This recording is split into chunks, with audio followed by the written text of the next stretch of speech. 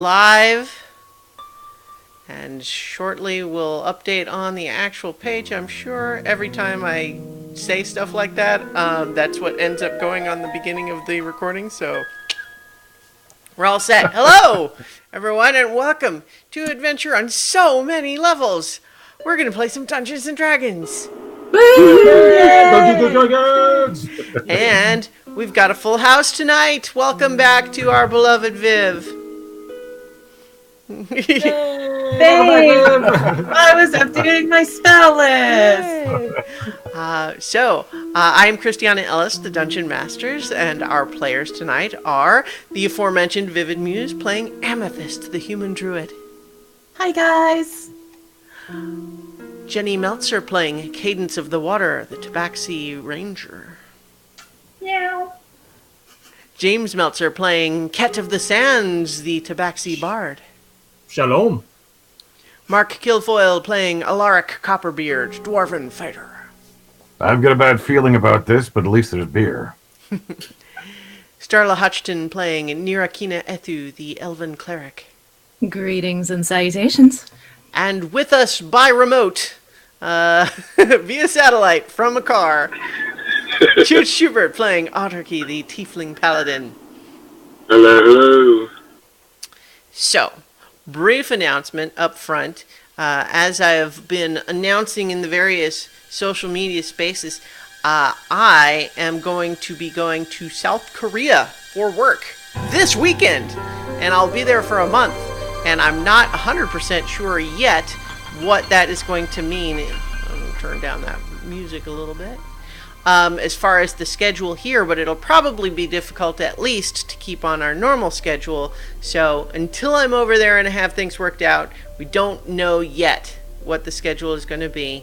But I think we all love this show and we would like to keep doing it if we can make that happen. And so we're going to see. But in the meantime, consider this perhaps a sort of semi-finale before minor hiatus. And we're going to do some cool stuff as a result. And cool stuff... Shopping episode. Yes, by cool, I mean we're going to spend a lot of time doing just role play with shopkeep NPCs that you'll never see again. Awesome. Yes. Wait, what? No, we're not doing Barter D&D. So, I saved a copper piece. It's all worth it. So, let's briefly recap what happened last time and a little bit from before that, because of course, we can remember it was a while back that Amethyst was suddenly spirited away from her companions by her fellow entities in the Beastlands who had drawn her away and told her that she had been pulled out of that situation for her own safety until her memories return, is what she was told. And with the authority of someone who believes that once her memories return, she will understand that it was the right thing to do. In the meantime, everyone else has been having to make their way without her, and as part of that, they all met some new friends, Cadence and Ket, who had been statues, petrified, who knows how long ago, but a long time, but now rescued by our party in a room full of suspiciously convenient treasures, including a pile of rubies that no one decided to take any of. You took one. You made your way out with the help of Zorath and Jinxie, formerly enemies, now perhaps allies? It's a little bit unclear, and it seems like not everybody's on the same page. You've made your way to a keep in the Shadowfell, and after some miscellaneous supply run errands, you are still very much aware that the Fae are after you, but Zorath intends to set up a safe room in this keep in the Shadowfell. And in this room, he intends to release Melicanth from the gem which is currently imprisoning her, so that you can take the stolen moment from her. Or at least that's Zorath's intention. How that'll go down? Well, we'll have to see, won't we? But as we left things, everyone had been settling into this keep a little bit, but you discovered, strangely, someone or something seems to be cleaning up the place a little and fixing things and delivering drinks on request. And yet, none of you know who might be doing that. And with that, we're going to not start with them. We're going to start with Amethyst. Amethyst. It's hard to know exactly how long it's been since you were brought back to the Beastlands. Time works differently here. It's a bit like you discovered when you were traveling overland, which you've done a couple of times with your animal companions. You've gone on various missions to try to protect the Beastlands against extraplanar incursions, and you know that when you are traveling great distances, you understand that you're going a long way, but it doesn't seem like a long time passes. And it's always like that. One day kind of blurs into another, and it's not unpleasant, like it's a fine existence, but it's hard to kind of put together in your head how much time must have passed elsewhere. Your memories have not been returning. These other elders that are in the humanoid forms with you are reassuring you that that's nothing to worry about. Everyone understands that it might take a while and it will come back on your own, in your own time, but at least so far, nothing. Still, it's easy here. Like, even when there's challenges to overcome and battles to fight, you find that unlike where you were, here you can really rely on your instincts. You do what feels natural at any given moment, and it pretty much always turns out to be the right thing. It feels comfortable, familiar, in kind of a muscle memory way, because you're constantly not understanding things, but then once they're explained to you, it makes perfect sense. Still, there's this shoe that has not dropped. Supposedly, you have all of these memories that are going to come back, and they haven't. Why not? No one knows.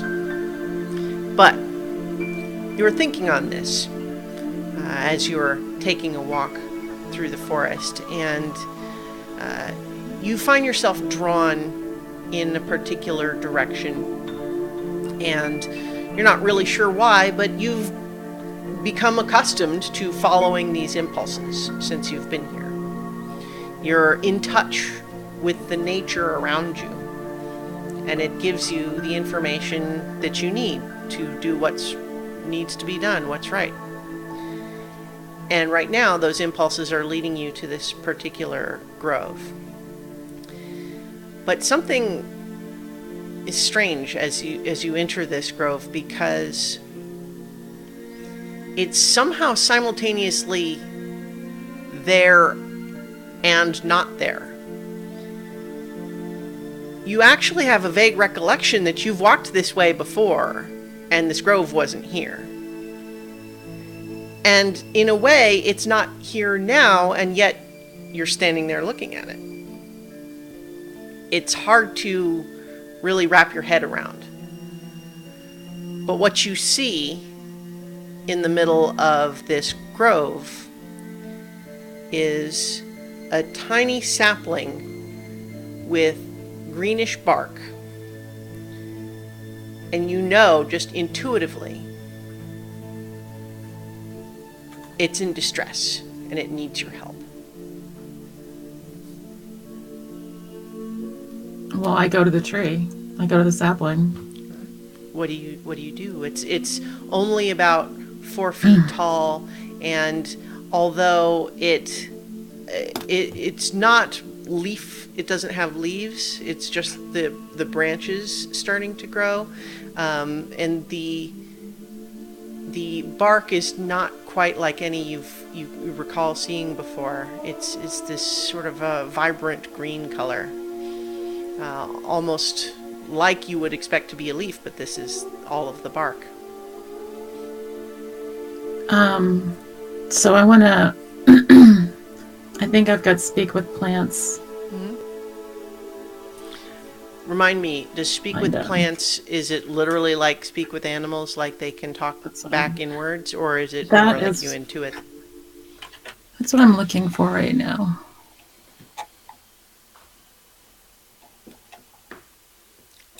It's probably a predictable spell. I could have looked it up, I suppose.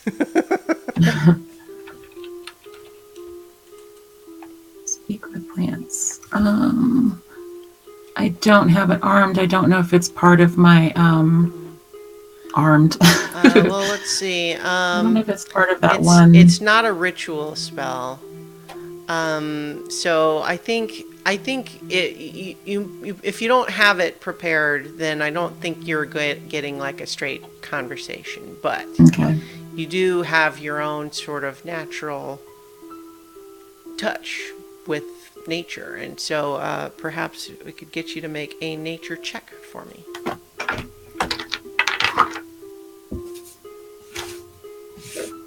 With advantage, which I think I told you when we did your Beastlands episode that you were finding your normal abilities in that regard enhanced here. 17.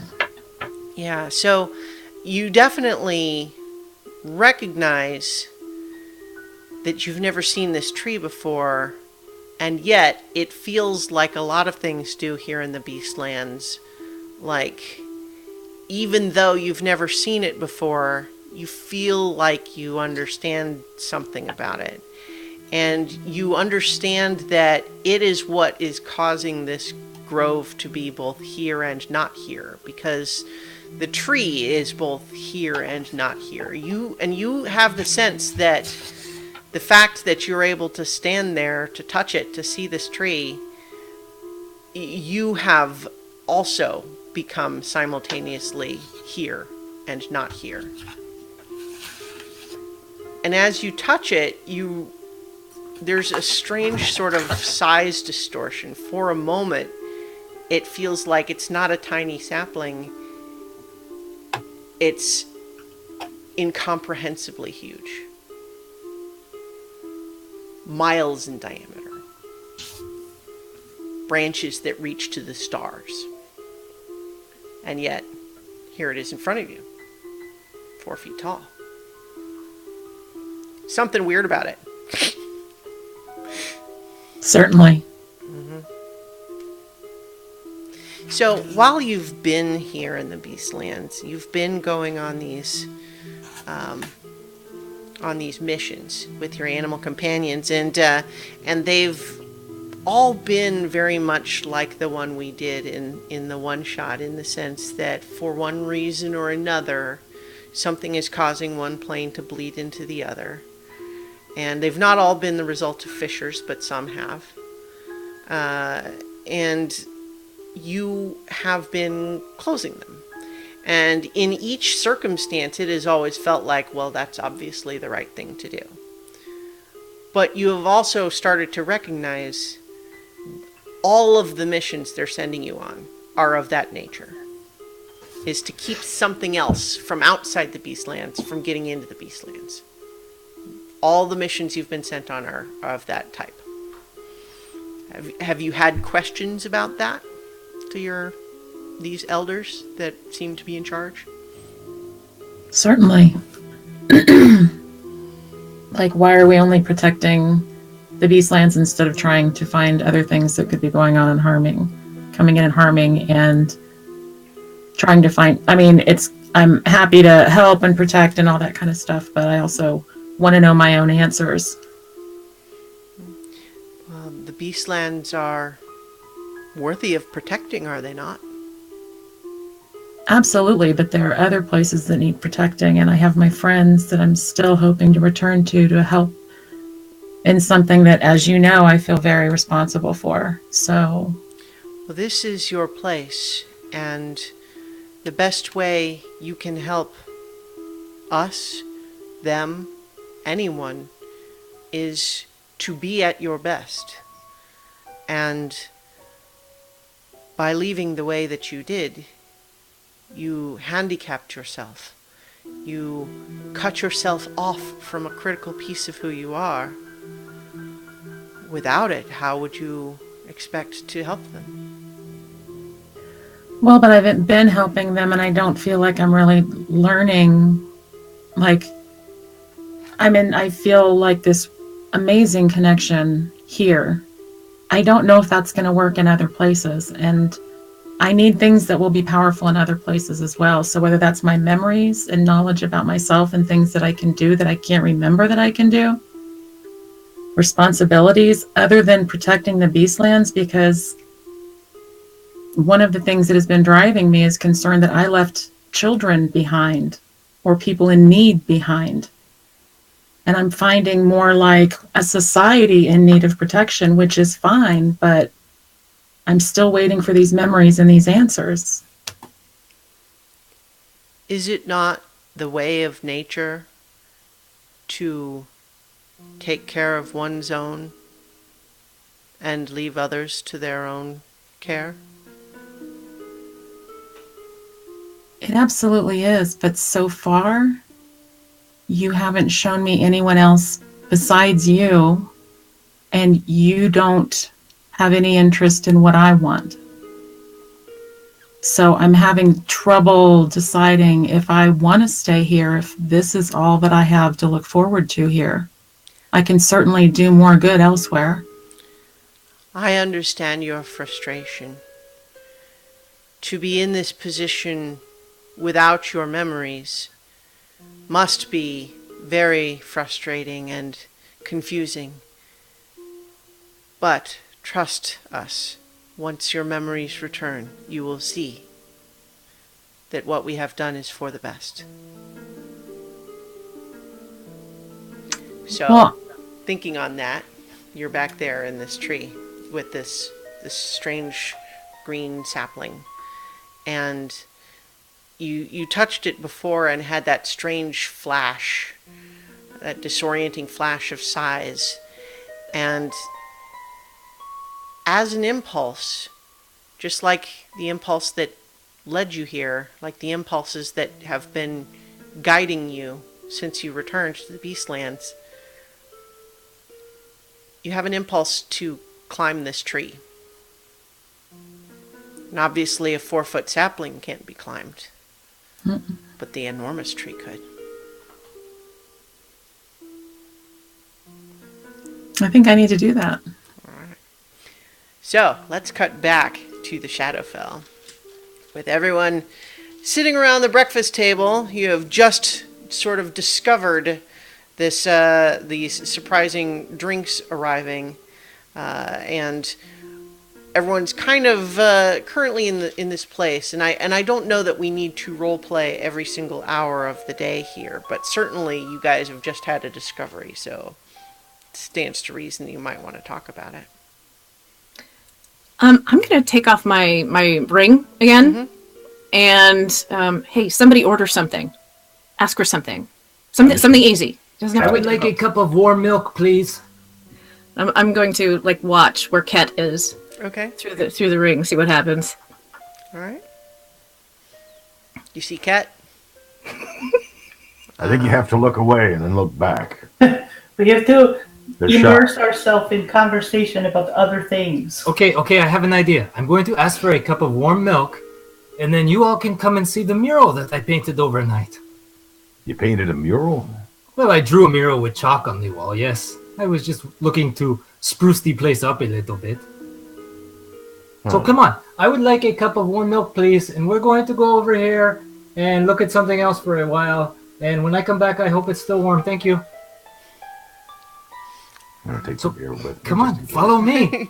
and I'll take them into this room to show them What would I have to roll to try to be sneaky about staying see. behind, Or even just like keeping an eye out to like look without appearing like I'm looking. if it is like a sense that you think that there is something with a will or an intelligence and you want to fool it, then that's like stealth. If you want to just be very observant, that's perception, right? So bear in mind, though, that as that Ket is now leading everyone out of this sort of main hall into the little hallway, and then there's one of the adjoining rooms across the hall that's where he's guiding you all. So are you staying behind, Mira, or? I don't know that there's going to be a lot of point. I'll go with. All right. So you all follow with these stone hallways, all now kind of swept up compared to the way they had been, and these rooms lit by these continual flame torches. And Kat, you lead them into the room. Yep, I go into the room. Now the question is my mural still there, or is it clean from the walls? It's as you left it. Okay, good. So what you all see is basically a rudimentary chalk drawing on the wall of the rescue of Ket and Cadence, with sort of a rough scene of us all in the cavern together, and in the middle of this mural is a lavishly drawn to as much perfection as Ket can get angelic figure of Nira, rescuing us from being petrified, and she's like holding out her hand, and like there's these draws of like energy coming from her hand, and I just look at you all. Isn't it beautiful? Seems about right. Wow. That's a thing. That's a It thing. really is beautiful. It is beautiful. Yes, well, I just wanted something to commemorate the occasion of myself and Cadence being rescued by you all and Nira, who did a wonderful job of freeing us from being petrified. Is that my foot? I think I can see my foot. So Jinxie suddenly is, at your sides and kind of leans down to Cadence and just says, "Wow, the likeness of Nira is really impressive. You can tell he's really been studying her." Yeah.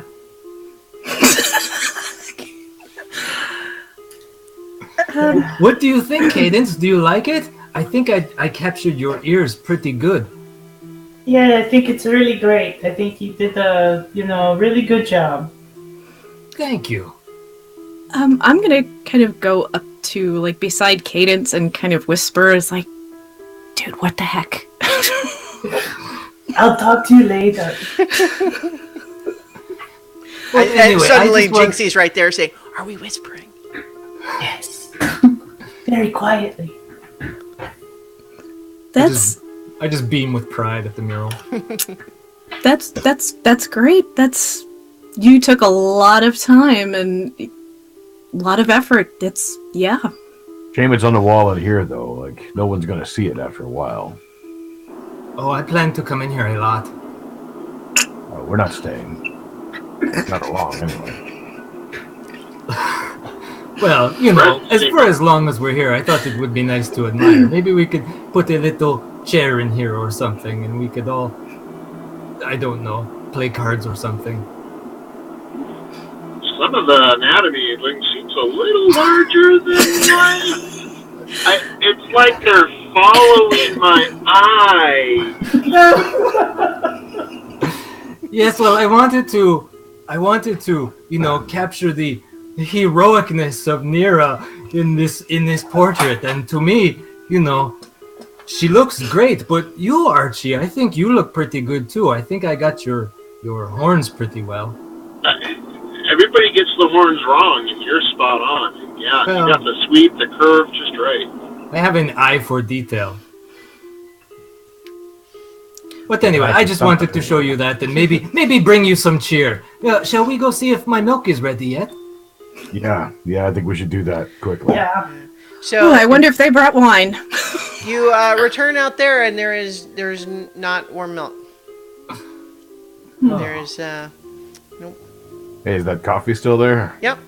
Let's try that too. That's good. I gotta check the front door. Excuse me.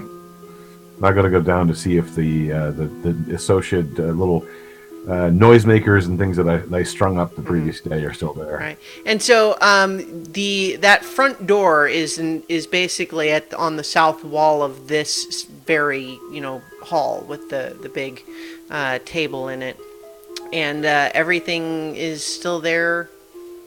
Seems undisturbed. All right. Maybe this house is just getting used to people being here again. I mean, it couldn't have always been a place that's this dreary. Do you swear that when you guys were looking around yesterday, you didn't see anything weird, like, at all? Define weird. Like, did you see any, like, I don't know, what could maybe be, like, an entity or, I don't know, a spirit person, any weird shadows or anything? You see any glyphs or anything drawn anywhere or anything like that? Well, there's that altar thing in the basement. Wait, what? That, yeah, it's a stone carved thing in the basement. Not very interesting.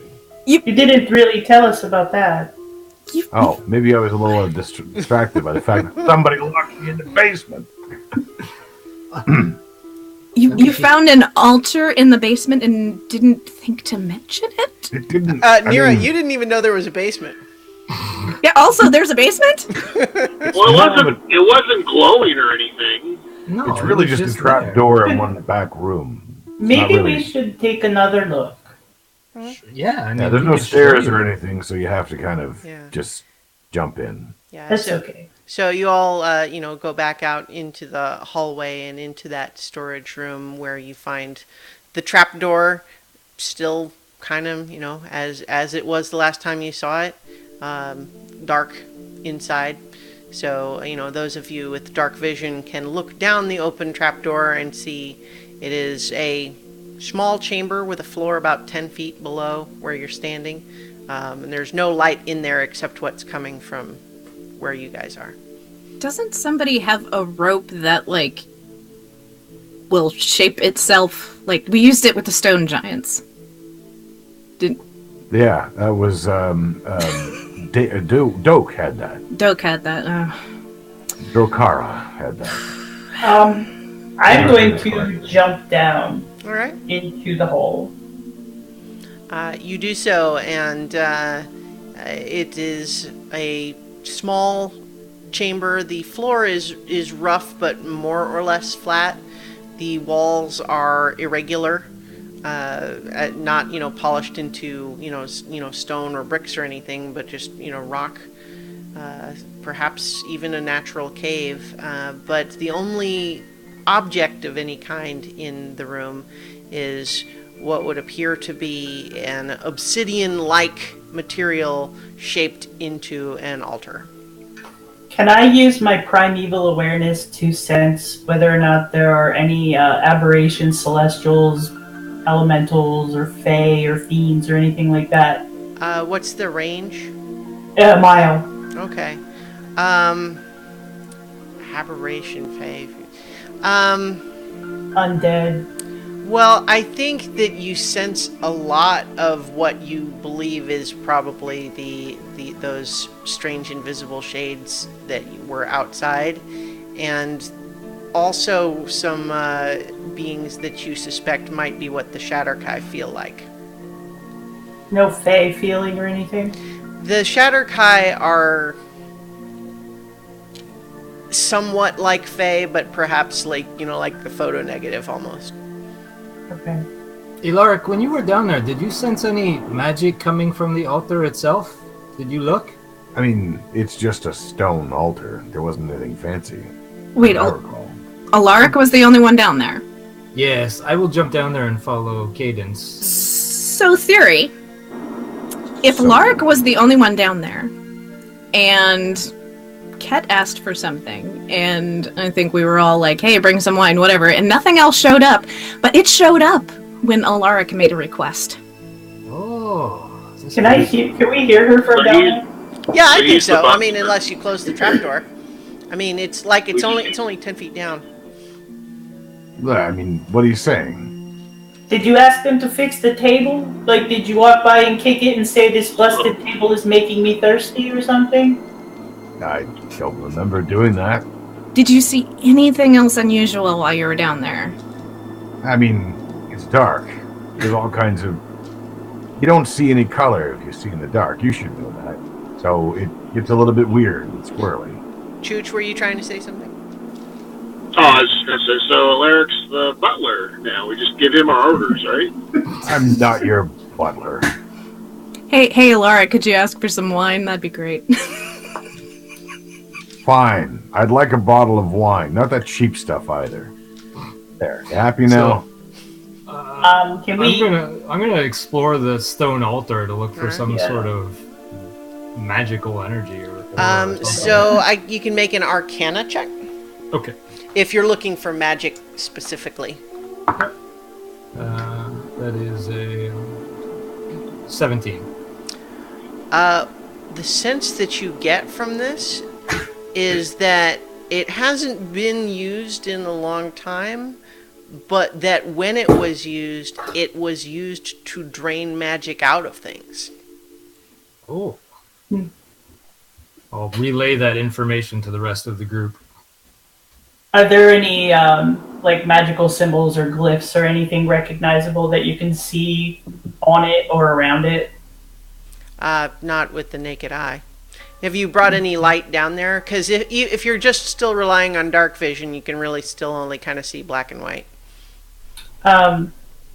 Okay. Do you have, like, a fire bolt or something that you could make fire or, like... Well, I mean, I have candles on me. Could you light one, maybe? Yeah, I could light some candles. About that point that I closed the hatch. What are you doing? That's so mean. Why would you do that? I'm going to stand on it, too. Hey, Laura, quit being mean to me. Doesn't feel very good to be stuck in a hole, does it? I don't know what you're talking about. And I'll light some candles. And just kind of, like, move them around the altar, like... It Indiana looks Jones super style. creepy, like an obsidian idol altar in a dark cave. This is weird. Any symbols now that there's some light? No. I mean, you do get the sense that this thing has... It's not so much that it's itself magical, but it has been used for magical purposes. I wonder what they would... Why would they try to drain magic from something? Like, I wonder what was... I mean, it was used to drain magic from people or things or objects, maybe? I don't know. Maybe there's something actually trapped inside the altar. So, I'm going to intervene a little bit just because I want to make sure we have time to do some of the other stuff that's going to happen. But so I figure what we're going to do is we're going to montage the rest of this day. Just to put a clock on everything, Zoreth has said that as long as he's allowed to continue his work at the pace that he has set, he believes that in the morning on the next day, he thinks he'll have everything ready to do the thing. As in any conversation that I might have with him in passing, I will mention that I am short of something that I would need for the spell that I had spoken to him about. Specifically, a ruby worth 1,000 gold points. Gold points? Whatever. Gold points. Gold pieces. I like gold points. It's on my card. Just put it on my gold point card. Perhaps we should keep an eye out for rubies in the future, but perhaps we will just need to rely on the other spells that we had considered then. I don't want to wait any longer than necessary. Agreed, but I wanted to make sure that you knew that might be off the table. Starla, is this me? Hang on. Hello? Can you guys hear me? Can any of you say something? Okay, Yeah, so something has happened to my headphones. I can hear Starla. I can hear everybody. Uh-oh. Oh, no. Quick, we can talk without... there we go. All right, so yeah, that was definitely me. My headphones just cut out altogether. That was distressing. Okay. Yeah, so what I want to do, just so we don't take too long here, although I mean I love all these RP conversations, but I want to make sure we have time for some stuff. So what I think I'll suggest from each of you is give me like 2 or 3 sentences of what you think you would get up to that day, and then we'll do a roll if it seems appropriate, or otherwise we'll just kind of cover what everyone gets up to, and then we'll sort of star wipe to the next day. I'll just go in my room with the mural and kick back and try and compose some songs. All right. Do you want to roll for composing some songs, or just No. I'm just like Okay. jotting notes down, things right. like that. I had wanted to, and I'm not sure at what point I would do this, but I wanted to put down a couple of glyphs of warding for that would hold person. Mm-hmm. So I don't know at what point I need to do that though. So with these preparations, the way a glyph of warding works is that you can determine a trigger for it when you cast it, and then it stays there. So if hypothetically the trigger were to be a wood elf appears in the room, that would be the sort of trigger that you could cast on a glyph now, and have it be there. That is actually largely the nature of a lot of what Zorath is doing. His spells are concentrated on those sorts of things, and also in this room itself, and just making this room sort of like a perfect safe room from all different kinds of magic. all right. So we're considering this whole montage a full day, right? Yeah. Okay, then I would lay down 3 glyphs of warding, triggered by the presence of Malakanth, the wood elf. Okay. Because I'm not, well... Are you putting them all in that room, or are you putting them other places too? Just to be clear. Well, she's specifically going to be released in that room, right? That's his intention, yeah. Okay. Yeah, I'm going to put a hold person in the room, command in the room, Okay. and another hold person just outside the door, just in case. Okay. What is the command set for? Halt, I think is what I decided on. All right. Because that will stop her. It moves, takes no actions. Okay. So, you have done that. That's really the main thing that I wanted to get done, so. Okay. What about you, Cadence? I'm going to spend some time in the room that I kind of chose for myself, complaining to my pig about Cat. All right. I think at some point Jinxie would try to join you and gossip with you if you were open to that. Sure. Yeah. Yeah. So she joins you, and she is happy to talk dirt about anyone and anything. Yeah, I mostly just complain about Cat. Yeah. She has your back. He's really being selfish right here, and he doesn't understand you. And yeah. Yeah. He just doesn't even get it. No. Yeah. What about you, Alaric? Kind of a continuation of my old school non-magical ways. I will be kind of poking around all the different places where I think people might be able to get in, stringing a few wires here and there, putting some caltrops in key places. I'll mention them to everybody, although I may forget to mention them to Jinxie and Zora. Okay, so what kinds? What kinds of places are you putting these? I don't know if they had any windows, certainly, but the roof access and any of the rooms that have portals in them, I'd want to make sure that they are done.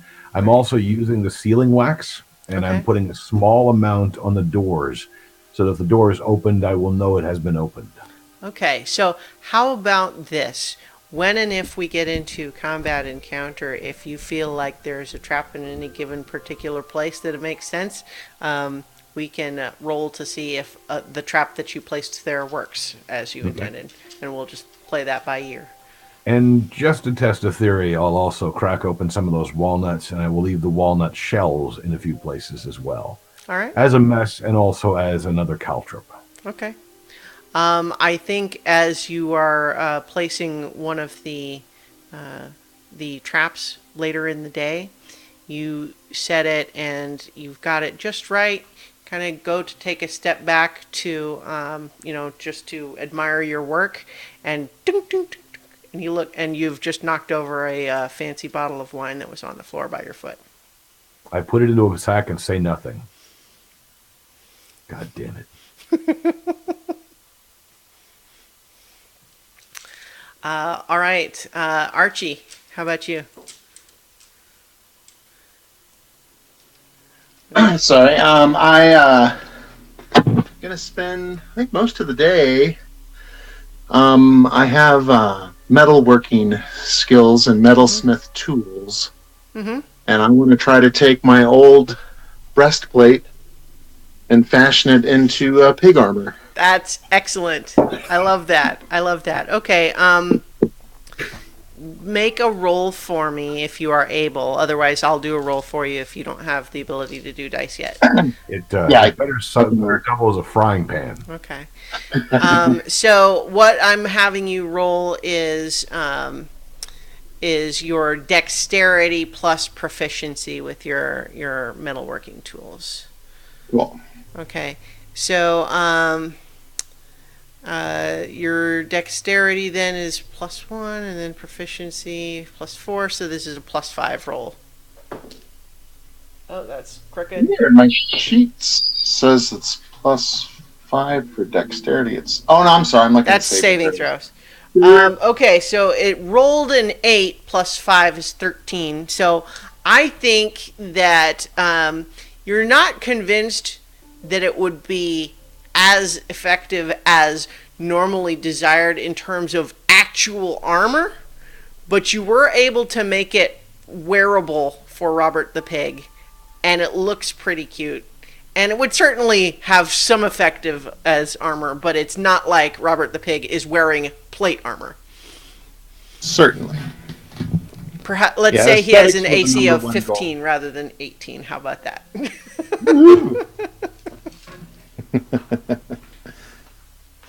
You aren't able to use all of the pieces anyway because he wouldn't be able to carry all of that metal around. And he's shaped wrong. But yeah, you're able to make wearable pig armor. All right. Did we get everybody? I think we did, right? Okay. I think as you all kind of go to turn in for the night, I need everyone once again to do your Constitution. Was it Constitution before? I think it was Wisdom, actually. Never mind. Wisdom. Yeah. And we would still take shifts again tonight. Right.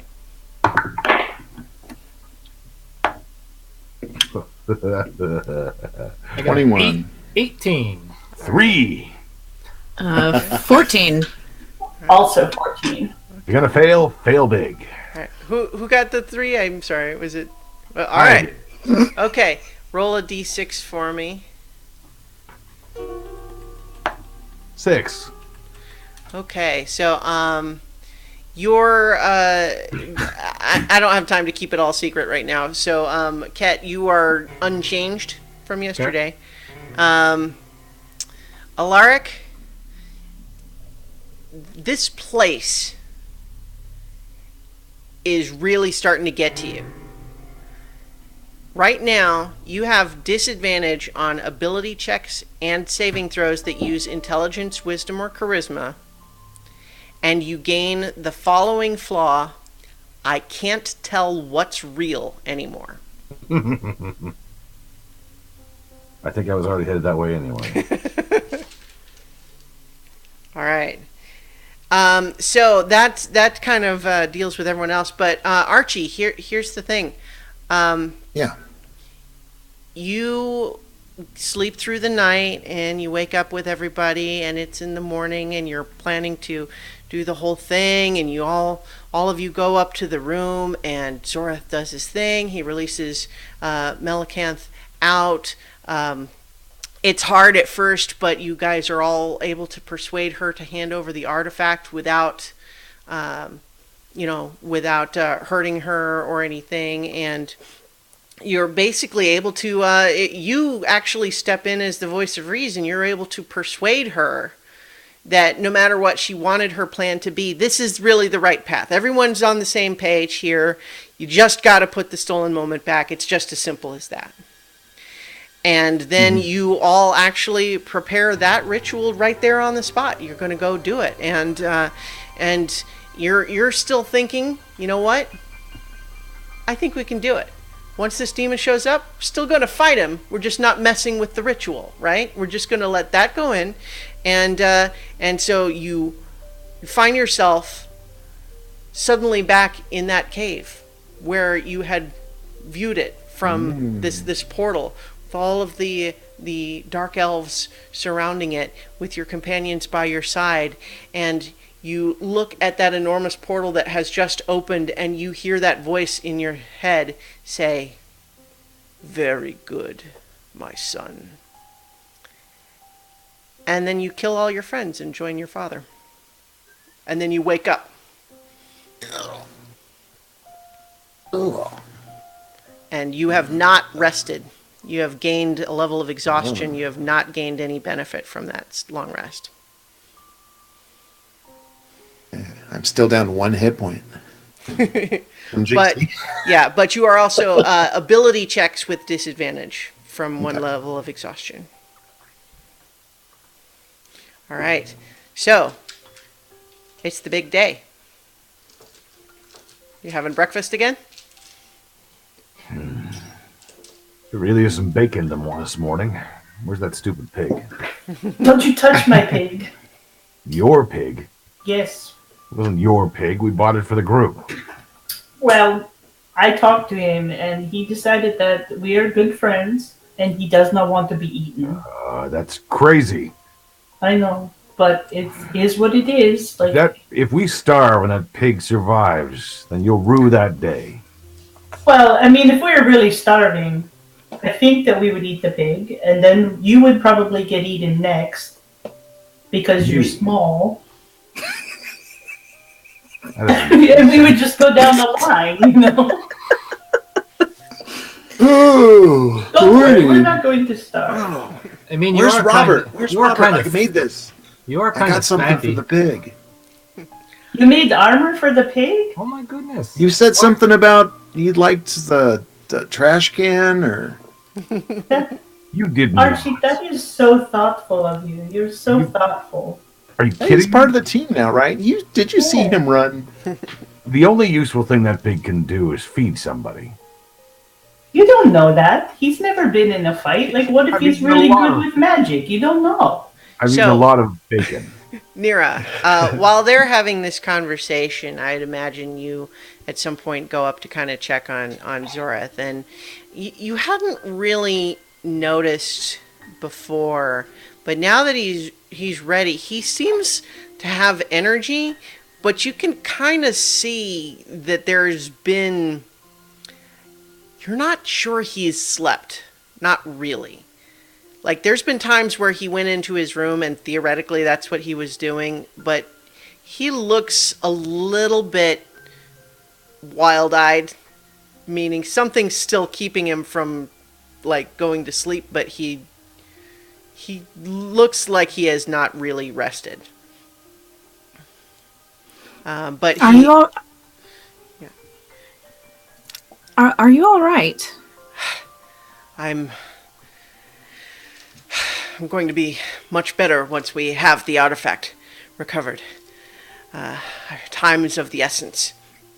In fact, I believe if everyone is ready, we can perform the release today, and then we will have Melicanth captured, and it is only then our goal to persuade her by whatever means necessary to release the artifact to us.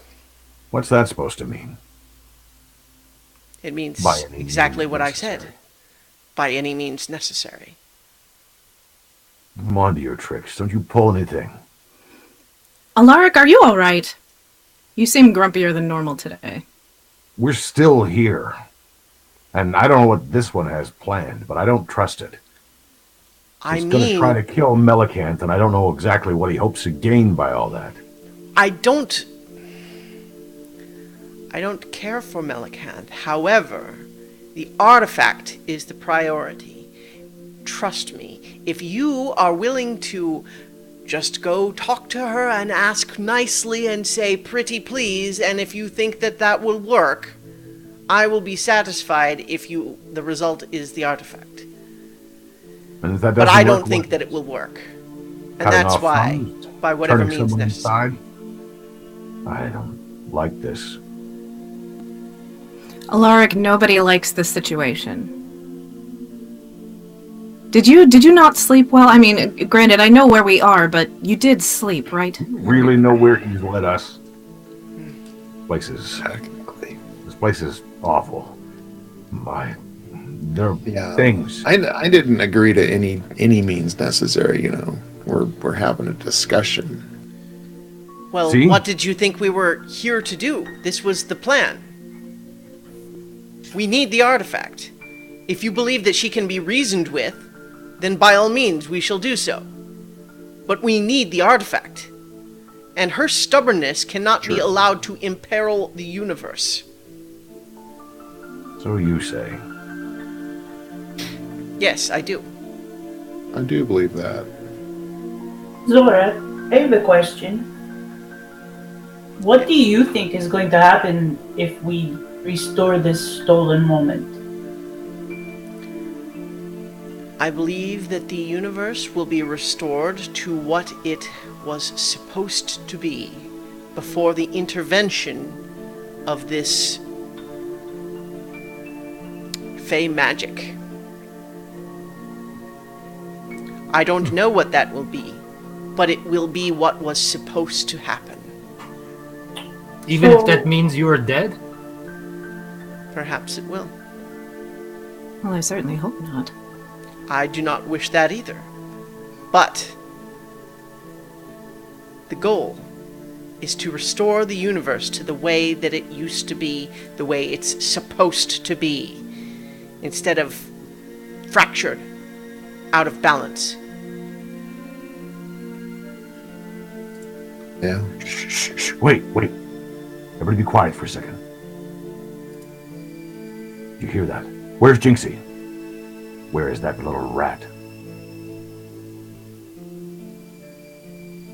She's Do we nowhere see to be her? seen at the moment. Is she one of you? Does she What? replace you? What is wrong with you, Alaric? I am going to hit him with greater restoration because this shit is weird. Stand back. You could be her. As if she manages to, would you have tried to evade? I can make her make. Yeah. So please make a melee spell attack, Nira, to try to cast greater restoration on him.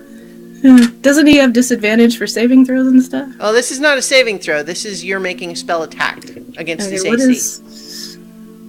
what is the? I don't know how to. So it would be your. Is that just like rolling a d20 it's your plus wisdom plus your proficiency? No, wait. Because that of would, it. So yeah, plus yeah, that's 7, it. right? Yeah, wisdom plus Plus 7. proficiency. Yeah, And I have okay. and then you have your +3 because of that wand. Yeah. Okay. So that is a 25. I think she's able to tag you, Alaric. But as soon as she does, you're glad she did because all of a sudden your mind's kind of clear again, and you no longer have that particular affliction of madness. You know, this is a crazy situation, but you know what's real and what's not. I don't like this place. I don't know what that was. I didn't sleep well, I guess, but we still have to. I still don't like this place. Alaric turns a surprisingly sympathetic gaze on you, and he just says, "It is the nature of this place. I chose it because the energy of this place is so anathema to the Fae that it would keep them out, but we are creatures of positive and negative energies in balance, and this place is negative energy entirely. It is going to have an effect on us. Point of order. You mean Zoreth said that? That's You what said I meant. Alar. You said Alar said that. Zoreth, That got really creepy. Okay, Alaric. Yeah, I was trying to say Alaric's Alaric hand. Zoreth said that to you. Okay. You see, he's very reasonable, and that was kind of rude. Whatever. Let's just get this done with. In as nice a way as we can. I'd rather not kill Melicanth. Yeah. Do you think that That's she can be definitely- persuaded? I mean, I don't know anything about her other than what you've told me, but she sounds sort of unreasonable. She has her own ideas about things. Oh, we have to try. We have to try. Well, if it comes down to it, I am very good at persuading people, so I could always step in and try. So, Amethyst, you have been climbing this tree, and it feels very strange. Like you're constantly fighting throughout with this feeling that what you're doing is simultaneously the most natural thing in the world, and what is even happening right now? But you are following this impulse, and you've been moving along this tree, and you know you're going somewhere. And like when you have traveled in the Beastlands, you have the sense that you are traveling unknowable distances. And yet it doesn't feel like a long time. But you know when you're starting to reach your destination because you start feeling heavier. It's a little bit harder to breathe in just a very subtle way. And you know that it's your own intuition about natural energies that is just telling you you are moving towards the negative plane. And then you have emerged and you are standing on top of a big wooden table in a strange sort of castle. And you hear that you're on one level and there's a balcony the next level up, and you hear your friends arguing just up the balcony.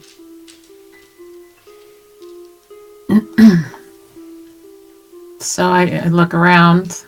Is anyone, like, everyone's upstairs, including Arwen? So like this place is like, so just the feeling of wherever this is awful.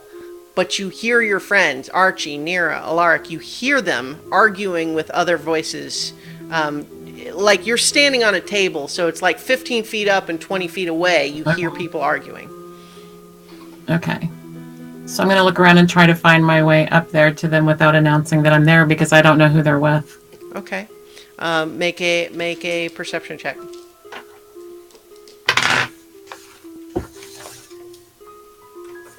That's 22. Okay.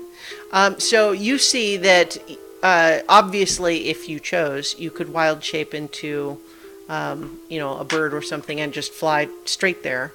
But there are also two doors that you sort of intuit would lead to a hallway, and there are probably stairs that would be designed to lead up onto the next level where they are.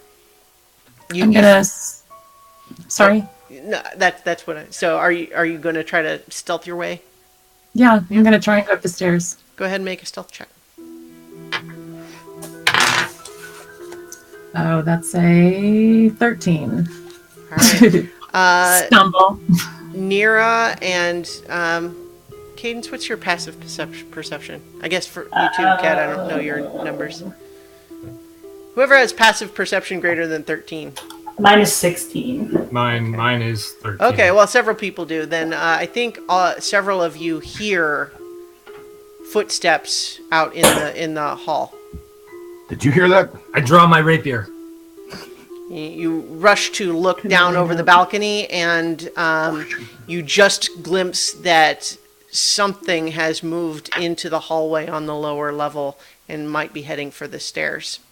off to the right. I start giving hand signals toward the door. I will take out my bow. All right. Is it Jinxie? I don't know, I maybe. don't know. And then Jinxie. Alaric, at that moment, Jinxie just whispers into your ear, "No, I'm right here."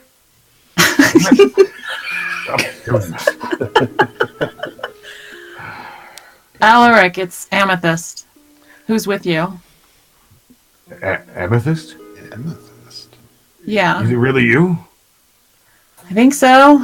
I'm not sure exactly how I Amethyst? got here. Jinxie runs up to you and gives you a big hug if you let her. Do I recognize that it's Jinxie? She looks like she did when she was the assistant to the Tashmian ambassador back in Villanocta. That's the human form she is sort of settled in. And the last time I saw Jinxie, we banished her to another plane because she Well, was... no, recall... okay, this is a little bit complicated because it was a session where Amethyst was there, but you weren't. Okay. So you know that just before you all went to the elemental plane of Earth where you got whisked away, this was when you had all just fought Tyrillin outside Carrot and Stick, and you got charmed, and so that had you a little dizzy. But after that, what seemed to be Andry and Archdruid Evergreen appeared out of a tree, but that was determined to be a ruse. It was actually Jinxie in disguise, and that's when Zoreth showed up, trapped Millicanth in the gem, and so on. So you were there for that, even though you might have been a little loopy from being charmed. So all you knew was that part of it. That Can everyone... I see any... Yeah, so, sorry. Can I see anybody else besides Jinxie? Yeah, I think everyone's probably out on the balcony at this point. You've emerged from the stairs onto this balcony, so you can all... Damn it, Jinxie. So I just look up and I'm like, this one's still around? What's going on? It's complicated. Oh, it's nice to see you, too. So, Hi, like, Jinxie. what, you got stolen by vines or something? What was that all about? Family stuff. You know how it goes. Druids? Nirkita. Druids. Can you tell if it's really her?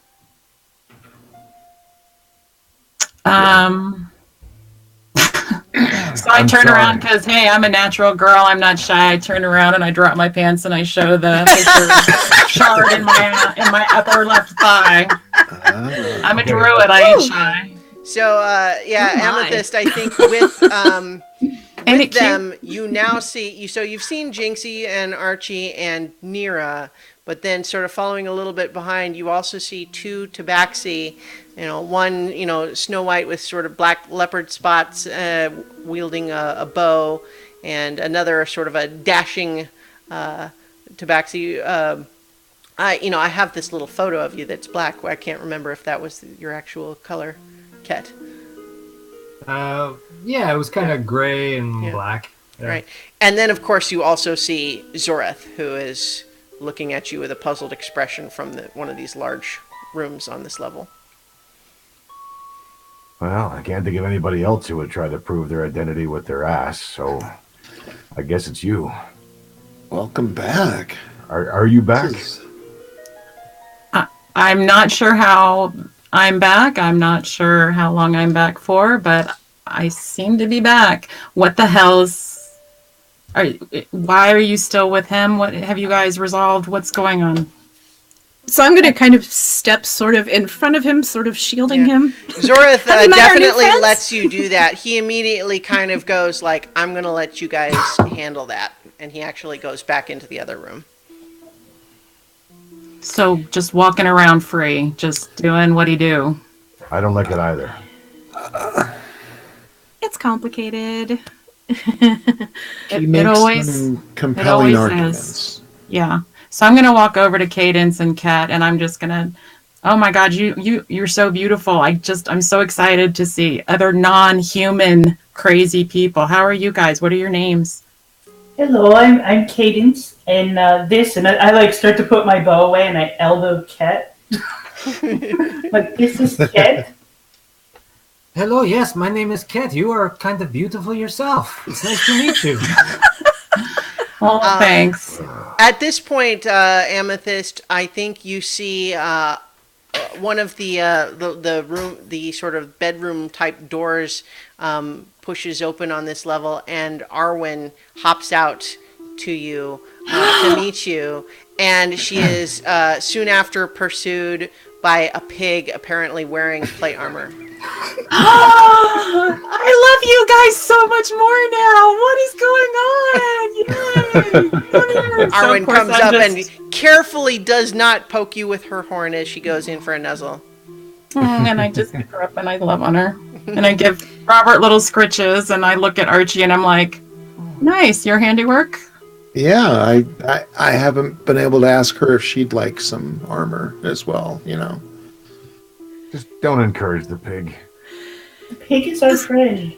So all of this aside, we're a bit pressed for time. So, long story short, Amethyst is trapped, or not Amethyst, excuse me, Melicanth is trapped in a gem. We're going to get her out, and we have plans to restrain her so that we might retrieve the stolen moment, so that we can continue fixing things.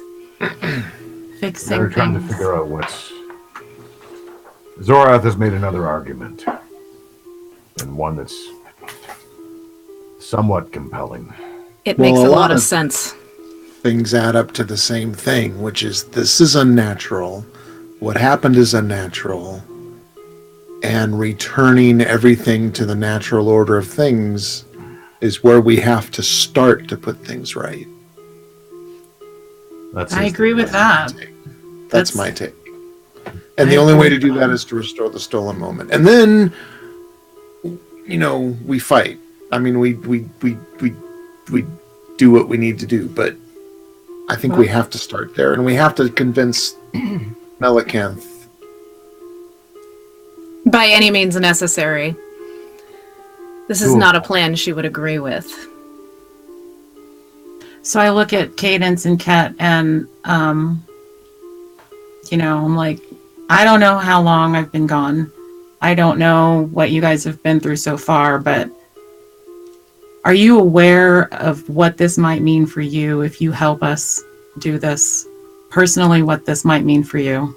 Well, they found us, and we had been statues for probably a very, very long time. So everything that we cared about, except for each other, is probably gone to us. Oh my god. I'm really sorry.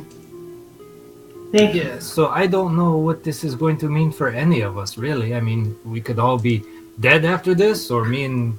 Funny you Cadence say could that, because way home. as They're you're all having dead. this conversation, you guys are all still kind of standing on this balcony that, you know, overlooks the hall there with the big table and the front door and everything, and you hear a strange sort of sizzling sound in the air near the front door, and then in thin air about 10 feet above the floor, a strange sort of blinding white light opens up in a circle, and then dropping out of it and landing lightly on the floor in front of the front door, you see 3 figures. And Nira, you immediately recognize one of them as the figure that attacked you and Zorath before. Damn And it. all 3 of you see proportions much like elven proportions, but their skin is extremely pale. They're kind of look a little shriveled, honestly, and their hair is like, you know, white, and they're all wearing black armor. One of them holds a spear of just blackness. Another one is carrying chains that hang out of both hands, and the other one has a dagger of some kind. And as they drop out of this little portal, it then disappears, and they all sort of turn, glance around the room, see all of you up on there looking down at them, and the one that was here before says, "Since a sacrifice was not offered, a price must be extracted." Sacrifice.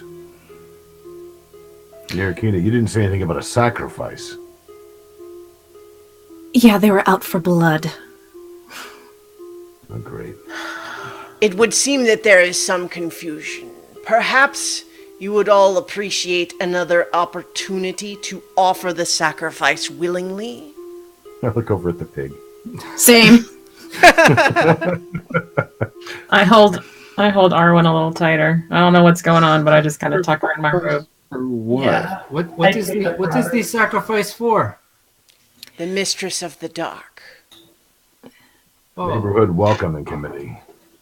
Yeah, apparently one of our deaths would suffice. Behind you, all of you, Zoreth pulls Jinxie into the room with him and then holds the door, and he looks to you, Nira, and says, "They cannot be allowed to interrupt this. Hold them off." And he slams the door, and then it glistens with arcane energy. Hold them. That son of boy, he's so courageous. Wow. Yeah. He's focused.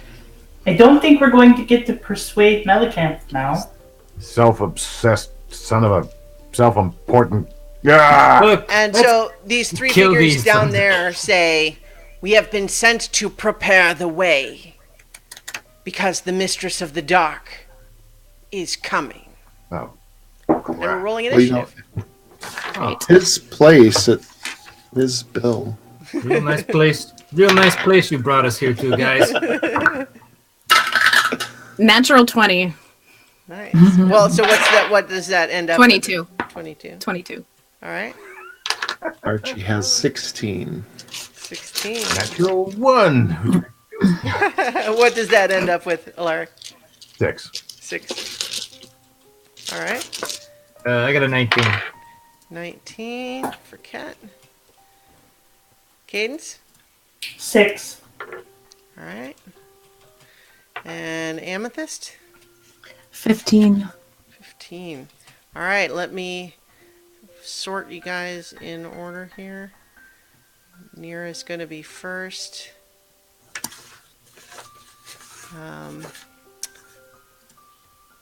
Oops.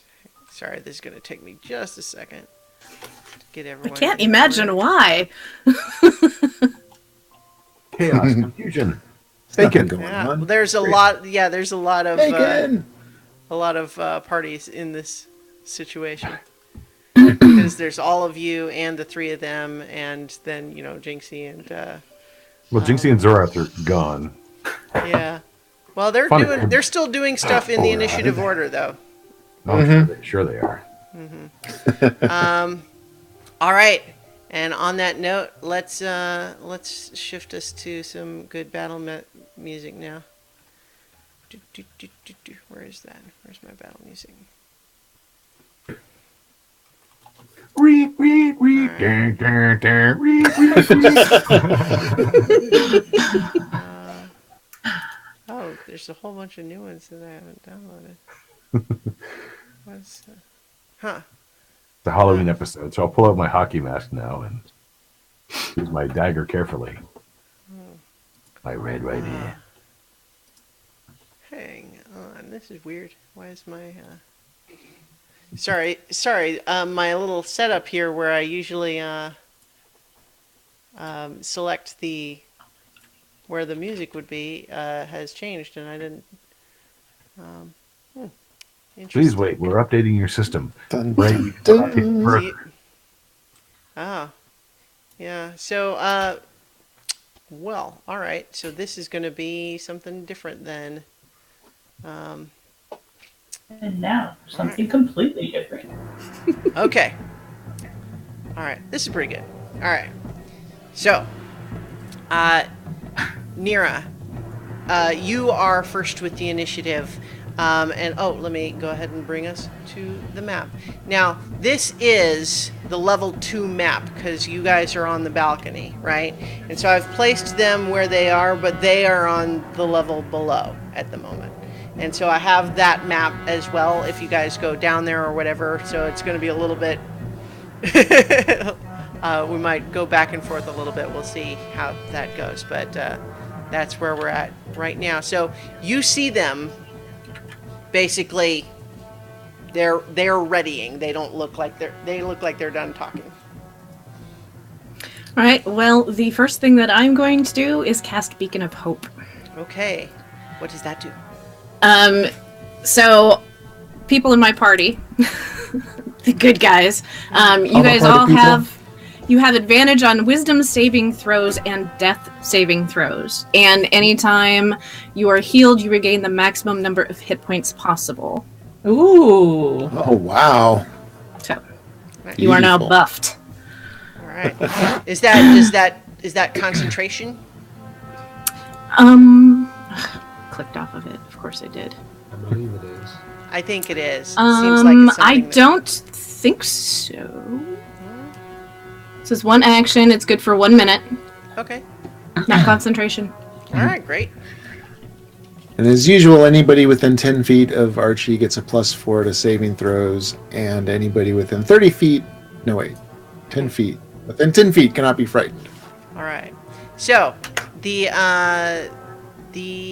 all right. So I was gonna move also. Okay. Where are you? Kind of to the opposite side of the balcony there. Okay. Like over here. To the other corner, yeah. Okay. So hoping like if they have like an AoE type of thing that So 5, 10, 15, 20. I think you could get to there. Okay. All right. So that's Nira. Ket, you're next. Oh, I'm next. Okay, since they're all just kind of close together there, I'll just see how these guys just kind of feel them out, and I'll just cast Shatter on them at 2nd level. Okay. So they gotta make Casually. Constitution saving throws. Sure. Okay. The guy with the chains rolls a 14. That's a fail. All right. That's this guy, by the way. Bald-headed. Okay. And then the one with the spear is this guy right here. He rolls an 18. That's a success. All right. And then the last one who has kind of cornrows here and the dagger rolls an 11. All right, so that's a fail. So 2 fails and Okay. 1 success. Yeah. So the fails take 8. The fails take 15 points of damage, and the success takes 7 points of damage. All right. Hang on. Let me do that. And Yep. then And that guy then- was so then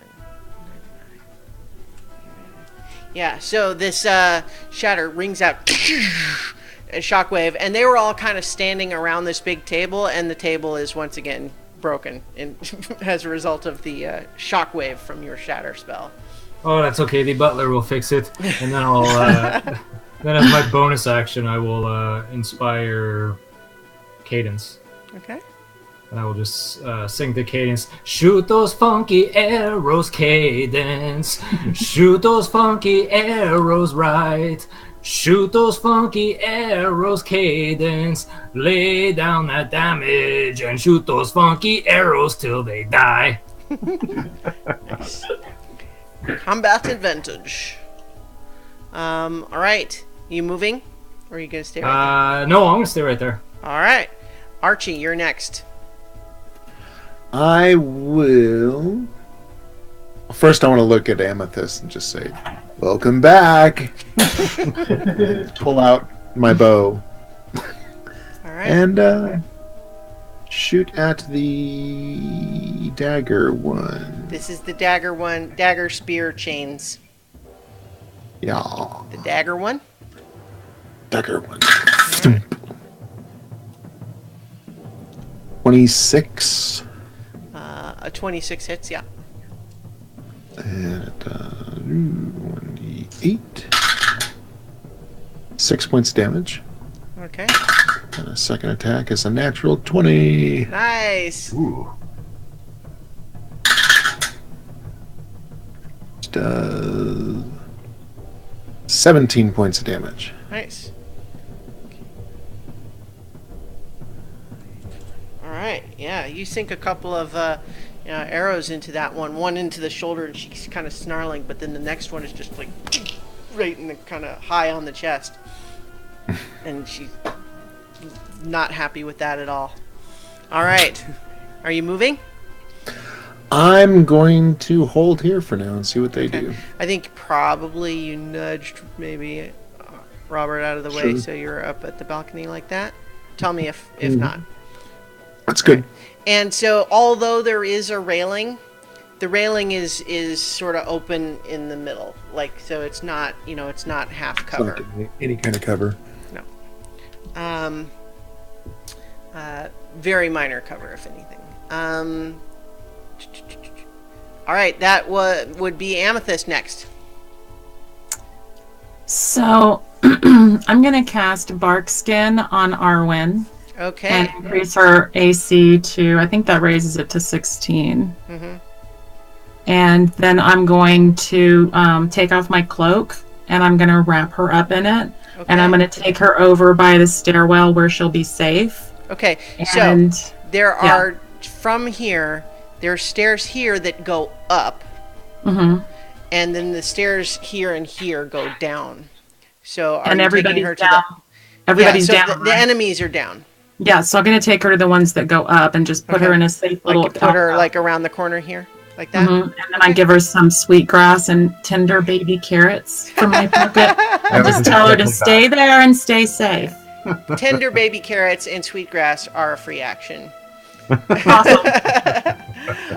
Okay, so now it is the dagger wielding one here, who, just for trivia's sake, is called a soulmonger. Haha. And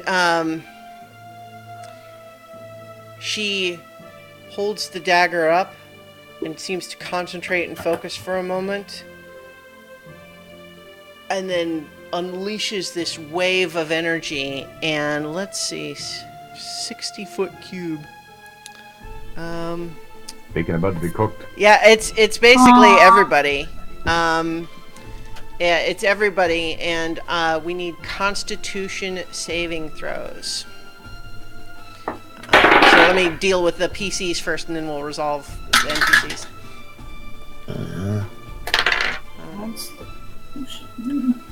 19. 19 is a success. I got a nat 20. Success.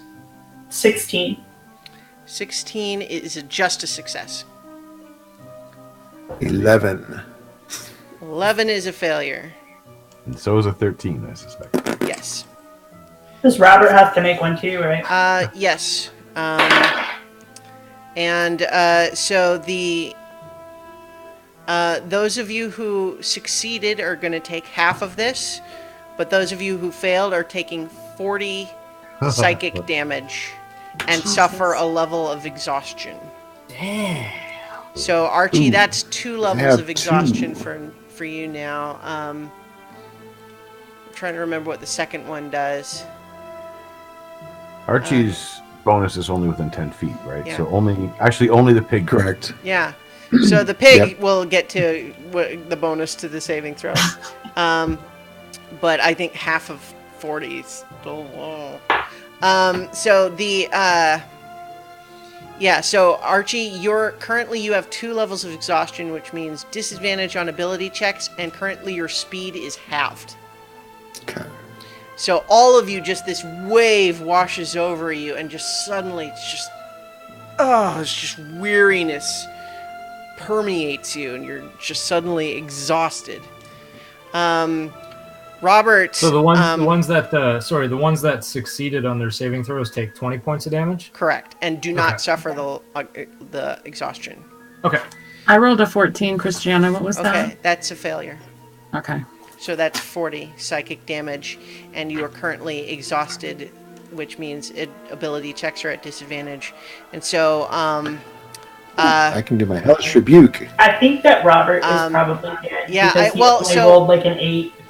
what I will allow these NPC animal companions to have death saving throws Okay. in that sense. So, but I would say, as this wave washes over you, Archie Robert's right by you. Arwen is right by you, Amethyst. They just sort of lay down and close their eyes and stop breathing.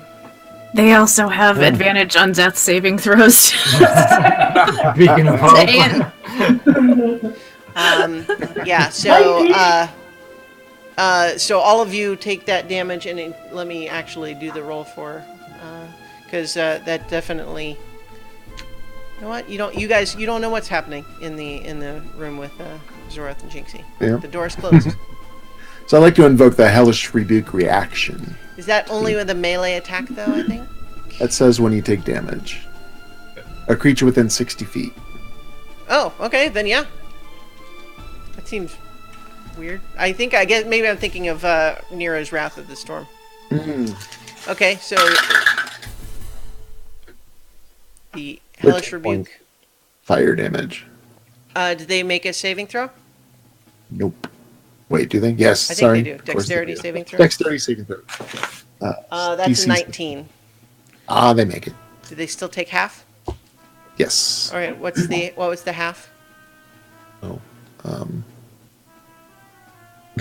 I forgot. Okay. 14. So half a 7. Okay. I see Kensei820 in the chat. Welcome. Okay. That's John. Yes, Hi, John. I keep forgetting, but welcome. Okay. So that is the Soulmonger's turn, and then she actually kind of goes back here and sort of takes up station kind of closer to that front door. All right, and it is Christiana? Yeah. I took as my my level 12 thing, I took Warcaster as a feat. Okay. And so I don't know if it applies here. It says you can use your reaction to make an opportunity attack to cast a spell that has a casting time of 1 action and targets only that creature. Do I get to do that now? Or is that, when do I get to use that? That would be, what that means is that normally, like when an enemy is adjacent to you and tries to move away and you get an attack of opportunity. Okay. Normally people can only make weapon attacks for that. But what your feat lets you do is cast a spell as your opportunity attack. Okay, but it's not as a reaction to taking damage. No, it's when you get an attack of opportunity. Gotcha. Okie dokie. All right, so but yeah, it is now the one with the spear's turn. And what do they do? Just trying to remember what their whole thing is. Okay. Yeah, this one with the spear hops up on the table, runs, sees you, Nira, and is going to make an athletics check to try to jump up onto the balcony. Acrobatics. This asshole again. That's a 17. Done this dance before. Flips up, lands here, and is going to attack you twice with this spear.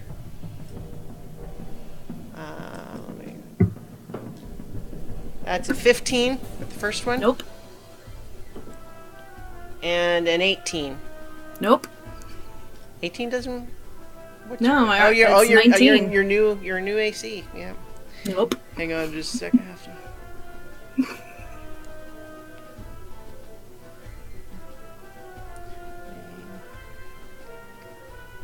All right, hang on. Sorry, my dad texted me.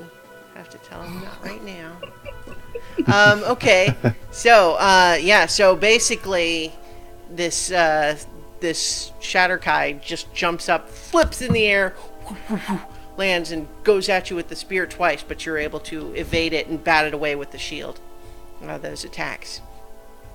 Okay, that was the Gloomweaver's turn, and incidentally. That saving throw, do we make a saving throw against his effect? Because he has that whole... Right, so you do recognize, as soon as it hopped up there with you, Archie, you feel it too, but Nira recognizes it. You feel that heaviness when it's close to you, that you currently have disadvantage on saving throws. But it would just be regular wisdom saving throw now. Well, because so of the yeah, buff. it would be a disadvantage versus So, Right. but that was just weapon attacks. Yeah. All right, so it is Jinxie's turn and then Zorath's turn, but you don't know what they're doing. And it is actually this guy with the chain's turn now, the Shadow Dancer. They're kind of all in a row when Jinxie and just that's how it worked out. All right, that one seems to it hops down and seems to step into a shadow of the corner of the table, and then emerges from the shadows in the stairwell, and then runs. Actually, I think it lands right there, and it's actually just going to attack you, Archie. Sure. And he's making 3 attacks with these chains, just whirling them around. So the first one, that's a natural 20. Yeah. So that hits. And you're going to take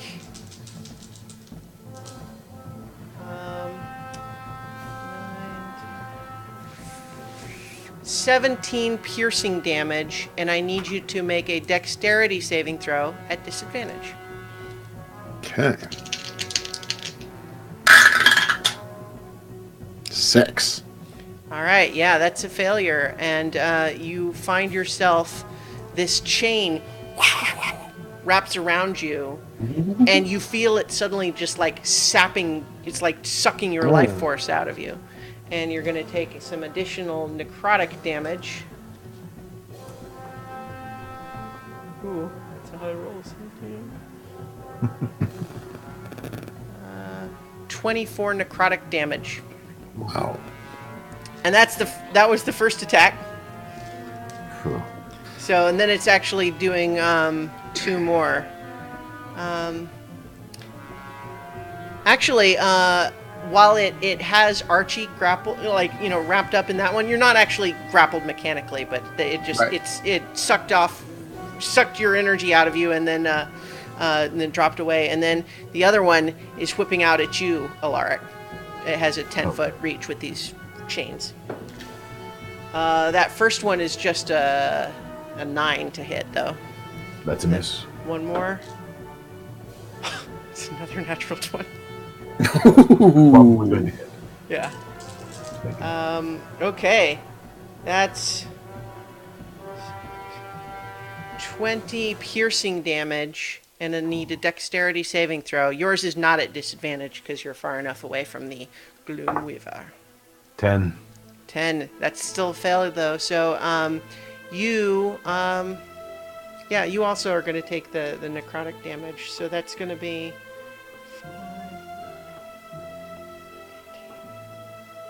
19 necrotic damage in addition to the piercing damage. Okay, then. All right. That is the Shadow Dancer's turn. So now, Cadence and Alaric, you both have the same initiative, so you can coordinate your attacks if you want. Where is Caden? Right. I'm here. right You're next you're to you. both, yeah. Okay. What is Cadence doing? I'm gonna do like 3 attacks, so you can go first if you want. Okay. Well, first thing I will do is take a bonus action to use Second Wind. All right. And that's a D10. Oh, actually, I regain maximum because it's healing, right? For the Beacon of Hope? Yeah. Yeah. Okay, so I regain 18. That's good. Starla is nodding with the muted microphone. Back in double digits again. Okay. And then I'm going to move forward to Chain Guy, the one that attacked me. Yeah, this is the Shadow Dancer. Yeah, and I'm going to pull out my Dragon Tooth Dagger. All right. And what for, hopefully. Yeah. All right, first attack. Wow, that was terrible. 16. 16 hits. 16 hits. And it will be sneak attack because I have an ally nearby. You do. And I'm not a disadvantage. So, that is 6 points of piercing And I don't know if poison matters, but it would be another 3 points of poison. Wait, so poison does matter, so what was the total? 9? So With poison? Yes, it was. All right. And second strike. All right. That is a 25 to hit. 25 hits for sure. Okay. And the damage is 3 natural, piercing, 4 poison, so 7 total. Okay.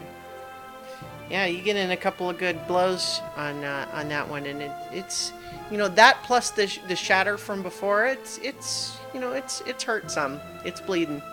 We'll see who's bleeding more, I think, in a moment. But. The blood oddly looks almost like it's clotted even as it comes out.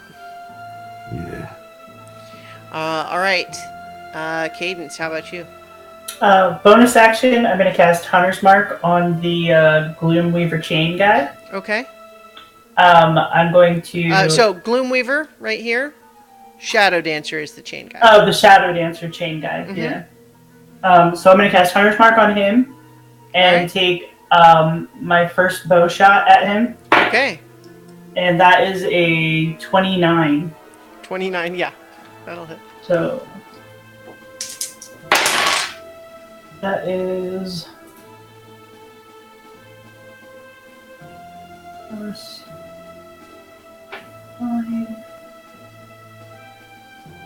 And so that's 10 points of damage. Okay. And then I'm going to use my... This is all complicated. Sorry. I'm going to use my... that thing that I do that lets me teleport like 10 feet. Yep. And I'm going to teleport backwards 10 feet. Like this way? And take... Yeah. And take a shot at the Soulmonger. Right, down there? Yeah. Okay. And that is 20, not natural. That hits.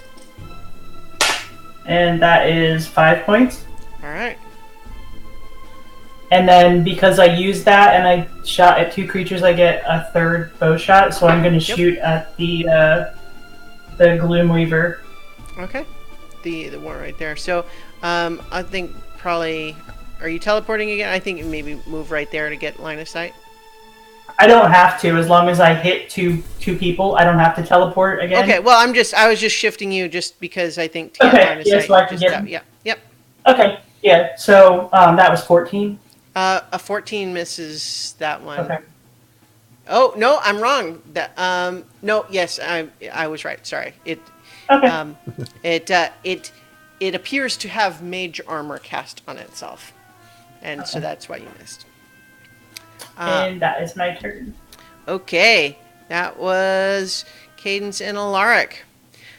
At this point, you all hear from the front door, "Oomph," as though something with a lot of force has just slammed itself against that front door, and it holds for now.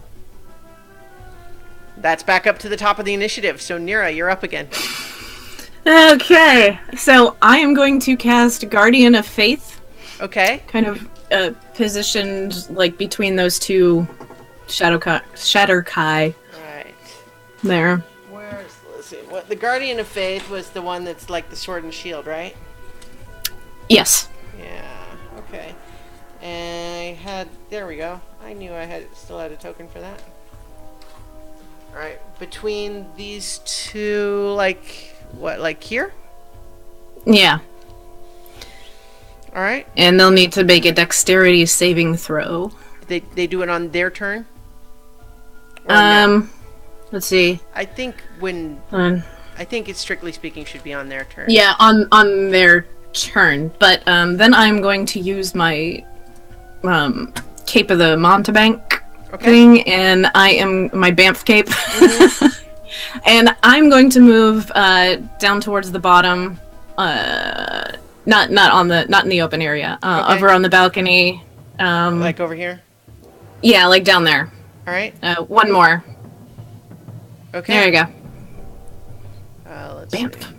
Banff. Oh, and as a bonus action, healing word on Archie. Okay. And because Beacon of Hope is still in effect.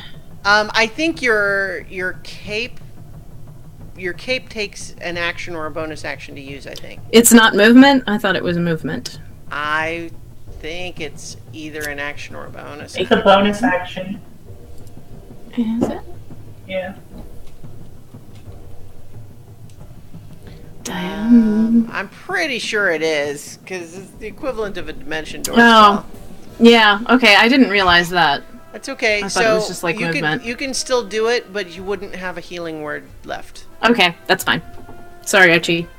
Actually, That's our cleric. No, it's an action. I just looked it up. It's Okay, an so then I action. can't do that. Yeah, so Okay. you can't do that if you had also cast the Okay. Guardian Flame.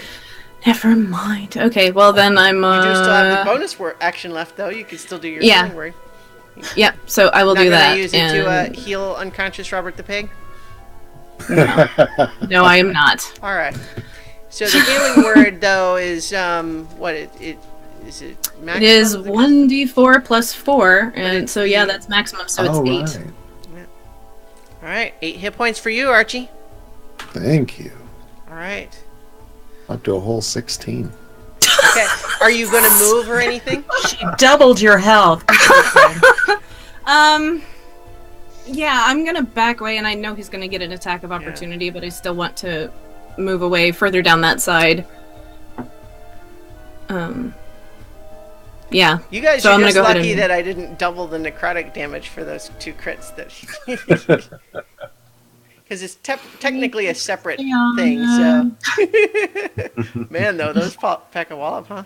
All right. I'm sorry. Did you say you were going to move at all? I mean, if you don't have the cape, I'm gonna move further down that side he towards will where get I was an going in the will get first an place. opportunity attack against you with the spear. Yep.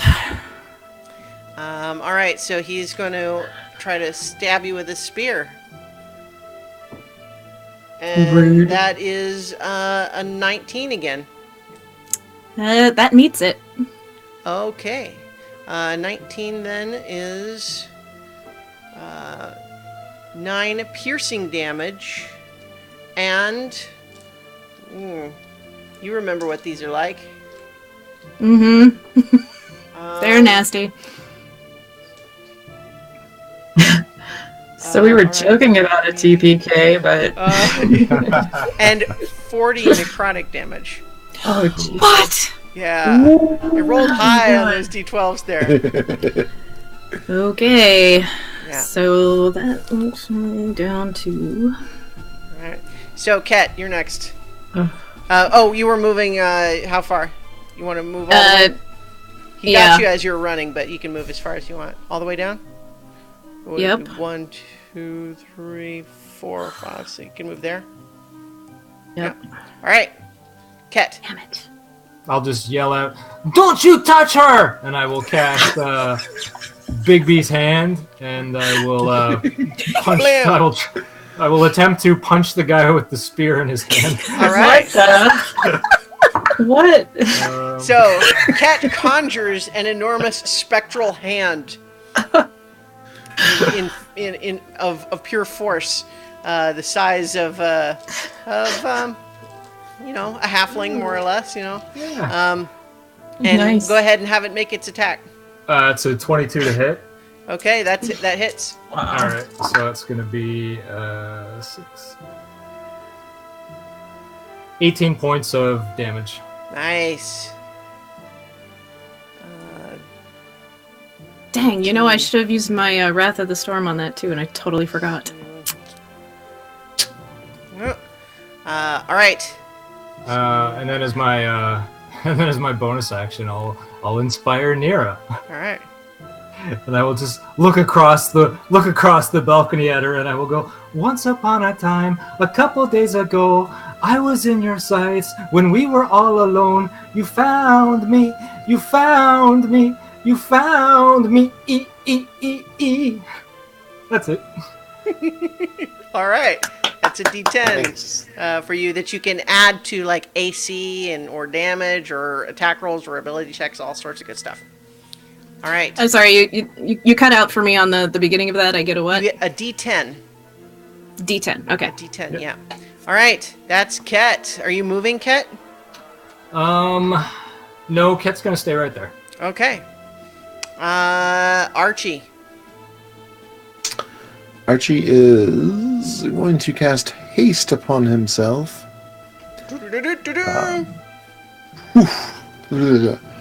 And he gets another action, which can be the attack action or could be as well. No, I'm not going to do that. So it's going to be attacking the one that's in front of him. All right. Yeah. Because that's what I do. 21 That to hits. hit. This guy. This guy. This guy. Okay. This friggin' guy. It's going to be 9 points of slashing damage and 4 points of radiant damage. And his second attack is a natural 20. Nice. Critical turnabout. Which is 11 points of slashing All right. and 7 points of radiant.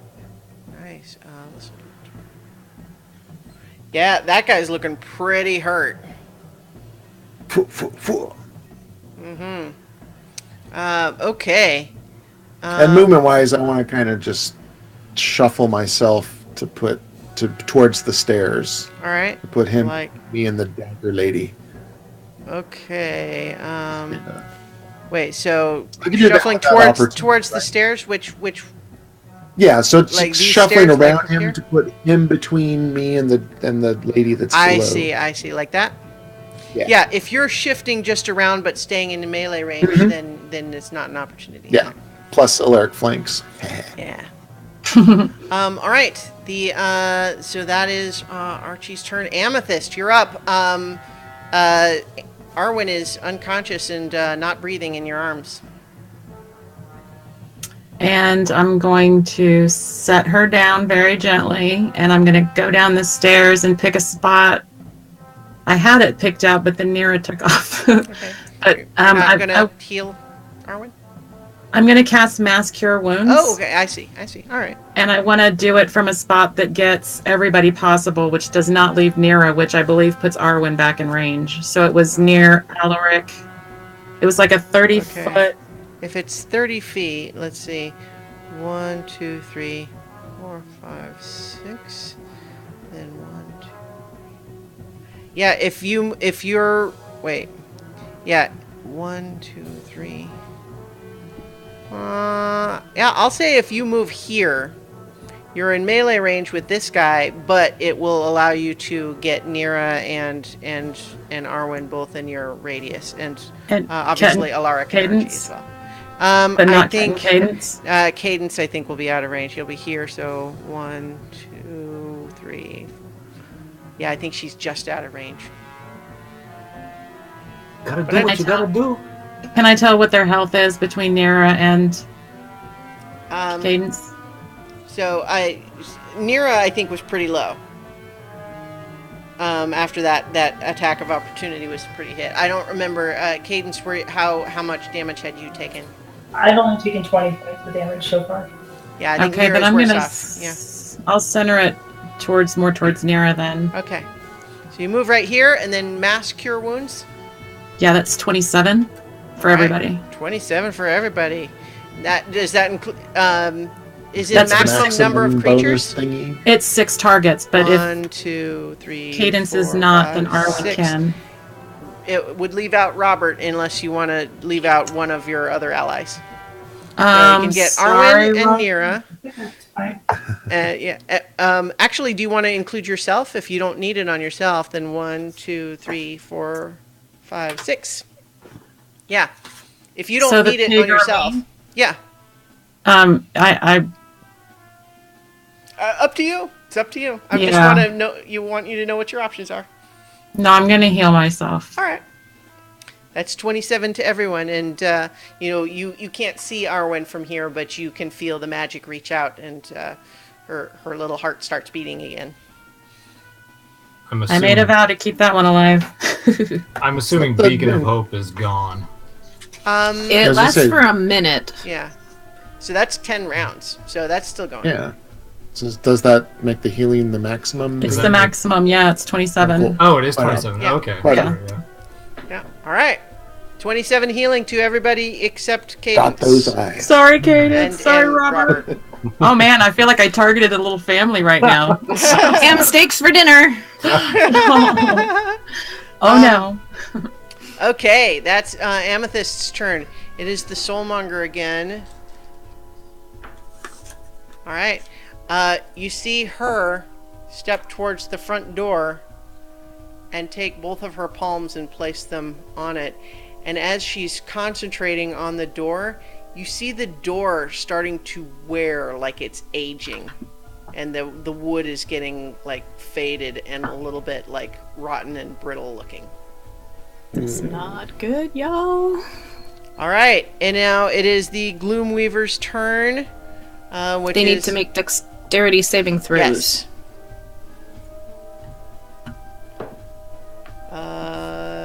That was 23. Yeah, they need to beat 16. Yeah. But they still take so 10. This one, yeah, takes the Gloomweaver takes 10. 61, but yeah, so it's sort of ducking and weaving out of the way of this this spectral sword and shield, but then it's going to it's also kind of pincered between a giant spectral hand and then a floating spiritual sword and shield, and it's Nira and Ket. So Ket, you've got your hand pounded against this guy. But yeah, so this guy, this Gloomweaver here, goes after you with his spear, Amethyst. Naturally. And that's going to be a 13 to hit for the first one. I think that misses. That's my AC, right? Is it? I don't know. I don't remember. I'm asking, do I look at my armor class? Yes. Yeah. It's 16, so I'm Okay, good. yeah. I was going to say 13 seemed low. But Yeah. yeah, so that the first one misses. And then... Oh, that's an 18 plus 8. So yeah, that's going to be 24. That'll hit. So that's 6 piercing damage.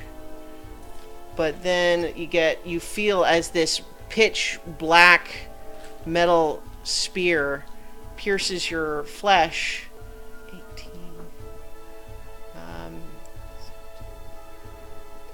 You take an additional 35 necrotic damage. Jeez. Rude. Yeah. And then he also reaches out to cast a spell. He's still looking over at you, Nira, and he's going to shoot out his hand and try to zap you with an Eldritch Blast. Ugh. So you're going to get 3 of these beams that he has to roll for each one. Great. That's an 18. Nope. That's a 24. Damn it. And then the last one would only be a 15. So that's only one. One of them hits, and that only does 4 force damage. Okay. That's not too bad. All right. And then that is the Gloomweaver's turn. Now Jinxie and Zorath are still up to something locked away in the magic room. Now it's the Shadow Dancer's turn, and you just hurt him pretty bad, Archie, and so he's going after you with his chains. Dexterity saving throw. Oh, you're right. Yep. That's only a 13. Yeah. Woo! 20 points of radiant damage. So Archie, he was looking at you, an evil grin on his face, about to go after you with these chains that hurt you so bad the last time, whipping them around, being all fancy, and then Nira's spectral sword and shield just stabs him right through the center of the chest. He dies before he can take his turn. Nice. Which is really lucky for you, actually, because he has the thing where he could have made 3 chain attacks and then bamfed away. Wow. So, but not if he dies on the beginning of his turn. Yeah, so this guy is dead. Finally got to kill something. All right, I think that's 30 dispensed out of your Guardian of Faith. Correct? Correct. Yeah, all right. Yes. So, the Shadow Dancer is dead. Now, Cadence and Alaric. How far down is it to the below from here? It's, I think, about like a 15-foot drop. Like you would hop over the balcony and it would be 15 feet. So, would I have to take an action to do that, or is that part of my I'll let you do it with a movement, but you'll have to roll to see how well you land. Okay. Is that including the boot's ability to walk down the wall, so I don't have to jump quite as far? Well, it depends. I suppose if you want to walk down the wall here, you'll then have your movement starting here, and you don't get any like jump momentum. All right. Well, you know what? It's cinematic. Why not? We're not gonna do this for a while. Yeah. I'm gonna jump off the ledge. All right. Go ahead and make an athletics or acrobatics as you prefer. Break my freaking natural 20. I'm not breaking my leg today. Oh yeah? Yeah. Nice. So Alaric, you hop up on this railing. You're just flipping in air. I'll say you land there with your full movement. Wow. Okay. And that's the end of my movement. no, you still have your full movement remaining. Oh, is then what I'm I was going saying. For a natural 20 on your acrobatics, you land neatly on one half of the once again broken table. No, wait, it was broken. Now it's not anymore. When did that happen? I'm not sure. But it's not broken anymore. I don't care. Told you the butler would clean that up. I'm going to Starsky and Hutch sprint slide. towards the one by the door then. All right. And let's see if I can be a little more efficient in my actions. Bonus action. The cannon comes out of the arm. All right. The first attack with the cannon at close range, because it doesn't matter, I have crossbow expert. Okay. That is a terrible roll. That's a 12. Okay. Yeah, 12 misses. Okay, I try it again. Does a 23 hit. So 23 hits. Yeah. It's with sneak attack because I'm by myself and it's by itself. Yep. Handy. That is 14 points of damage, fire damage. All right. And now I will do an action surge. All right. To immediately attack once again. First one is a 27 to hit. Yeah, that hits. And with the sneak attack same round, so it doesn't count. Yeah, I think the So, sneak attack's once per round. max damage, 13 points of fire damage. Nice. Second attack with this one. Only an 18 to hit. 18 does still hit. For nearly a max, for 12 more points of fire damage. Nice. You have just messed this one up. It is still on its feet. It looks like it could take a few more, but you hurt it pretty bad. And it is holding the dagger, is it?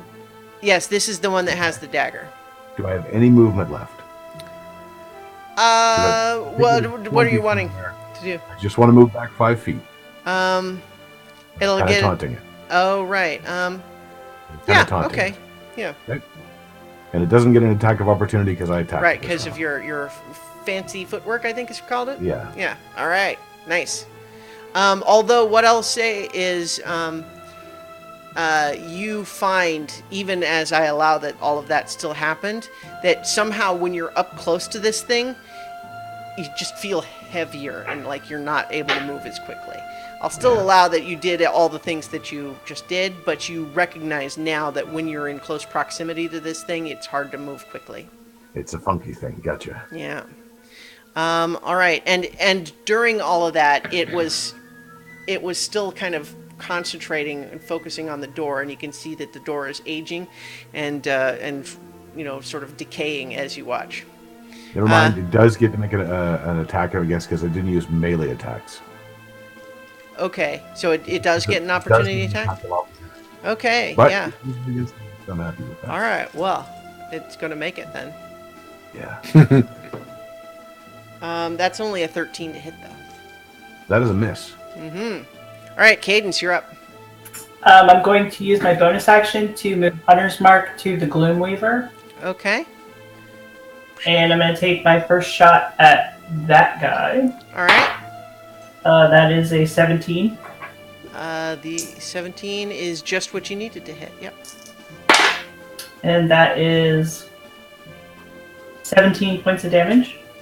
All right. 17 points of damage to the Gloomweaver.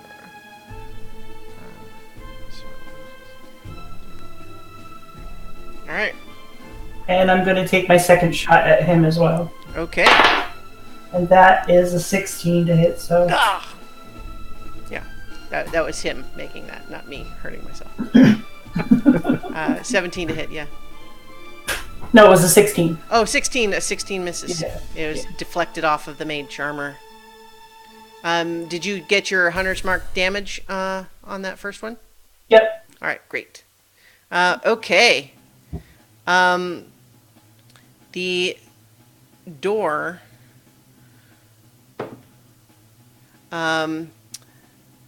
the door looks like it can't take it whoomph, again, hit from something outside.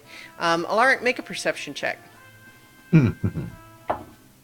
Oh crap! That is an 11. Okay.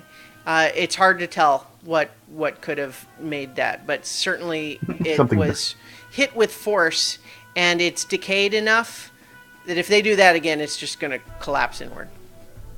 Damn it! I hope the door holds. All right. Wait, I wish that the door would hold. Who knows? I wish that door was fixed. All right, Nira, you're up again.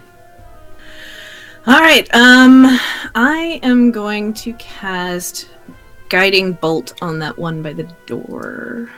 Okay. That one? Yeah. Let me go back to my... Yeah. Okay. So that's an attack one, right? And that is a 29. 29 will hit, yeah. Yeah. I have a plus 11 on that one, so... 46. 8, 10, 15, and it's sparkly. Okay. 15. So y'all have yeah. now got This advantage guy- on attack rolls. Yeah. The next attack has advantage, right? Yes. Yeah. Okay. That is... Are you going to move or anything? No, I'm gonna stay where I'm at, I think. All right. Ket. I'm gonna run over to the Gloomweaver and just try and hit him with my rapier a couple times. All right. Let's see. Hang on. 1, 2, 3, 4. Yeah. Okay. You can get there. Yep. All right. Okay. So that is 16 plus 9. So I'm pretty sure that hits. Yep. So that's going to be 6 points of damage on the first hit. All right. And then the second one is 11 plus 9, so 20. And that's going to be 9 points of damage on the second hit. Okay. And then if he's still alive, I'll use my bonus action to punch him with Bigby's hand. He is, but he's pretty hurt. All Can't right. take much more. All right, so that's ooh, I don't know if that's going to hit. Let me see. Oh, 19. 19. 19 does hit. All right, so that's going to be 20 points of damage. All right.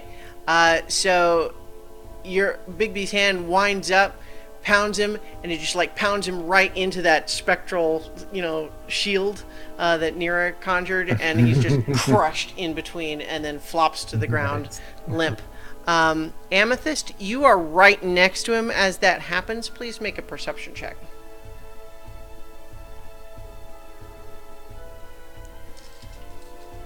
You're muted though. 9.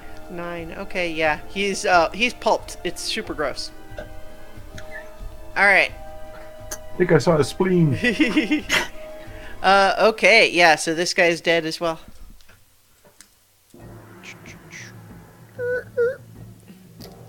All right.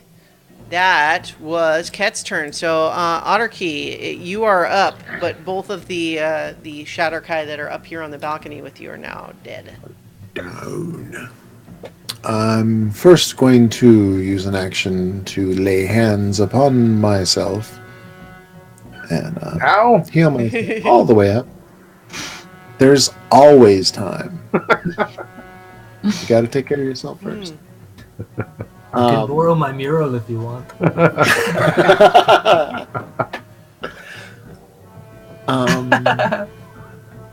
And what I'd like to do is move towards the railing. Mm-hmm. It's an action to lay on hands. If I can do it a second time, I'd like to tap Robert for 5 points. I don't think you can do it on two different creatures. Because it's a in the spell, same turn. right? Yeah. Oh well. Then I'm going to jump down. All right. Make an acrobatics or athletics check. At disadvantage. At disadvantage, yes. 12. It reminds me, I think, oh, never mind. Okay, 12, yeah, you land okay. I think you don't gain all the extra momentum like Alaric did, but you get down on the ground. So that was, you have another 10 feet of movement. So 10 feet towards the door because something's coming. Yeah. All right. That was... Okay. That's Otterkey's turn. Amethyst, you're up. I'm gonna cast Mass Cure Wounds again.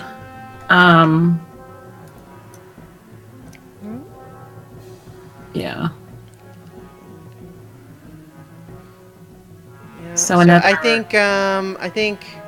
think Alaric's out of range, and if you don't move, then Cadence would still be out of range.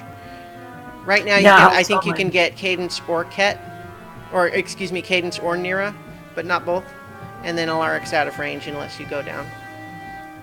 Well, Nira's a cleric, so I'm going to trust that she can handle that business. And I'm going to move closer to help, to make sure that I've got... I'm assuming Arwen's fine, because she only had 3 hit points to heal up from before, so... Robert and I think we're 6. Mm-hmm. And I can't get to Alaric without jumping down, correct? Right. Yeah. So 1, 2, 3, 4, 5... Yeah, so you can get everybody within that range. It wouldn't include Nira or Alaric right now, but it would cover Archie and Cadence and Ket and Robert. That's okay. Nira's a cleric. She can heal Alaric. I'm gonna go ahead and jump down and try it. How far can I get to Alaric if I jump down? Yeah. Depending on my roll, of course. But then you start, the problem is, let's see, I guess if you're, right here, you could have everybody in range. Okay. Yeah, let me shoot for that then. All right. Make an acrobatics or athletics check. Okay, so that's a 19. All right, nice. Everyone's... Wait, so were you exhausted from before? Oh, I was. What does that mean? Just roll it again at disadvantage. It rolled the same thing again. I will show you the camera. I believe it. Bam. Boom, boom, boom. All right, so you land and you roll up to the where the table is, and you now have within your range 1, 2, 3, 4, 5 friends plus Robert. So I'm going to cast it at the... Are you counting yourself? And yes. I'm good, so... Okay, so... Yeah, so if you don't need Archie, if you can leave out Archie, then you can get everyone, including yourself and Robert. Sweet. Let's do that business. All right. So, yeah, that's another 27. Nice. All right. So that's another 27 for everybody, and Kat, you're standing right there as Robert goes... Robert, we're alive! All right. That's Amethyst's turn. It is the Soulmonger's turn. And you can see there's a brief glance over her shoulder at you, Alaric, and there's a moment of eye contact of a choice being made, seeing you there, and continuing to focus on the door. And the door basically disintegrates and like falls into like planks and collapses inward. And that's the Soulmonger's turn. It used its turn to do that. Is there something beyond the door? Right now, you see nothing. Just, just the darkness and, the little bit of light spilling out from this hall, but you don't see anything. All right. All right. That was its turn. Okay, Cadence. Or Cadence and Alaric. We've been doing Alaric first, but you guys can coordinate if you like. That's what I'm saying. I'm just going to take 2 bow shots at the Soulmonger and use my bonus action to move my Hunter's Mark to her. All right. The first one will be at advantage, though, because it's got the big glowy light. Yep. Oh, yeah, because nobody hit her yet. Mm-hmm. So that is a 20, not natural. Okay. Yeah. And that is 12 points of damage. Okay. And the second one is 25. That hits too.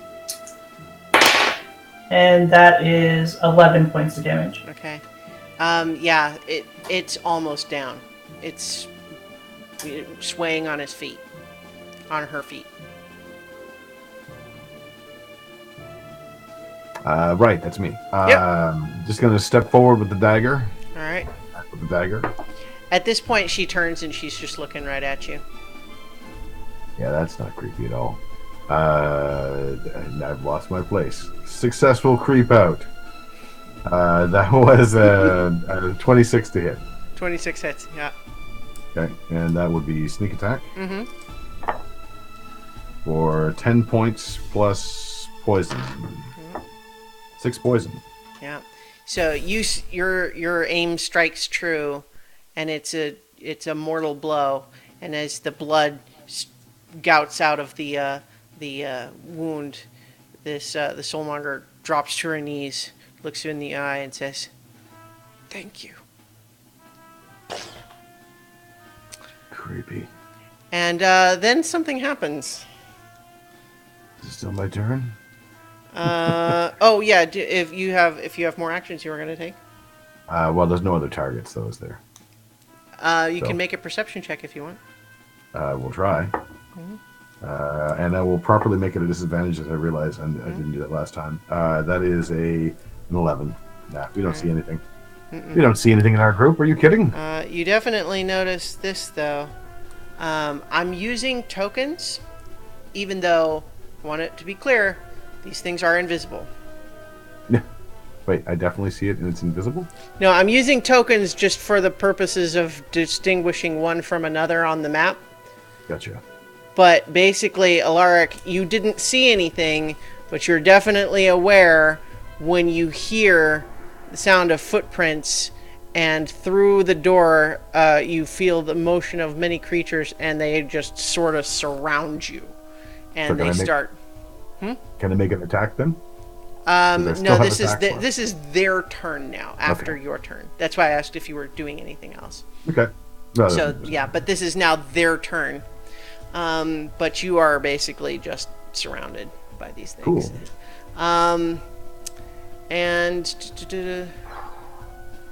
Okay. So you are getting 1, 2, 3, 7 of these attacks against you. All right. And they get advantage on their attack because they're invisible. You can't see them to defend yourself. Mm-hmm. All right. So first one is a 19 to hit. I will react with shield. Okay. My AC is now 21. Nice. Good move. Yeah. Well, I got a few tricks left. All right, so that is a 25 to hit. Yep, that hits.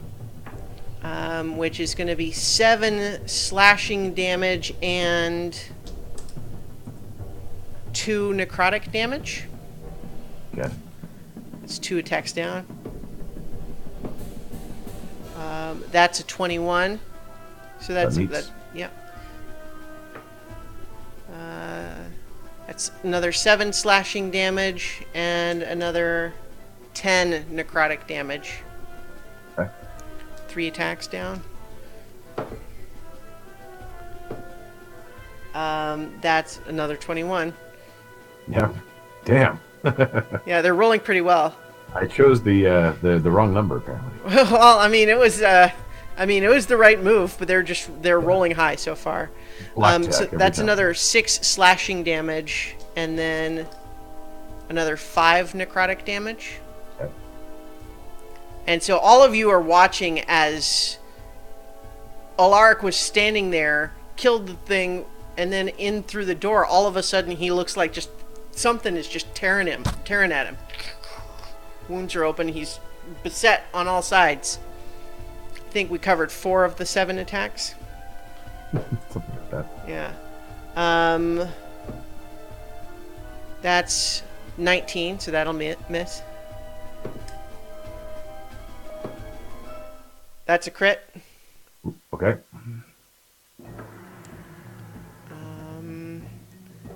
That's still only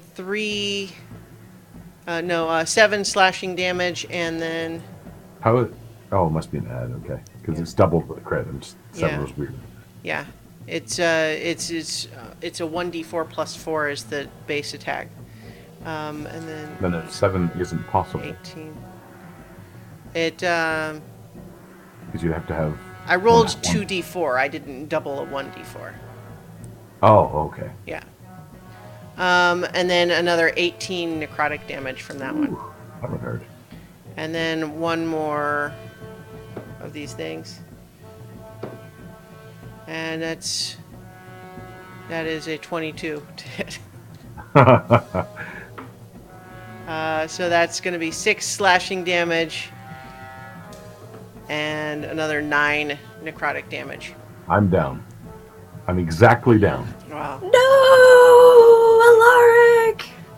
Yeah, I think all of you guys, you see him go down, and it's very clear he is surrounded by stuff that has just torn him to pieces here. Not literally, but just, he's been cut up pretty severely, and he has gone down. But you can't see what's around him. All right. You do, however, vaguely recall that there were these invisible creatures that you walked through on your way in here. So it's reasonable that you would conclude what is going on here. All right, so that is the Skulk's turn. It is your turn, Nira. Good, because I am going to hop down. So Make an that would acrobatics be- check for me. or athletics, right? Or athletics, Either. that's fine too. Because I have 1 point higher on athletics. Yeah, that's fine. That's an 18. You're not graceful, you're just literally absorbing the impact with your legs. Yeah. And I am going to hit the ground with all of my force and conjure a destructive wave, which will hurt everything within 30 feet that I choose. Just so not Alaric Right. and allies. Nice. And they have to make a Constitution saving throw. All right.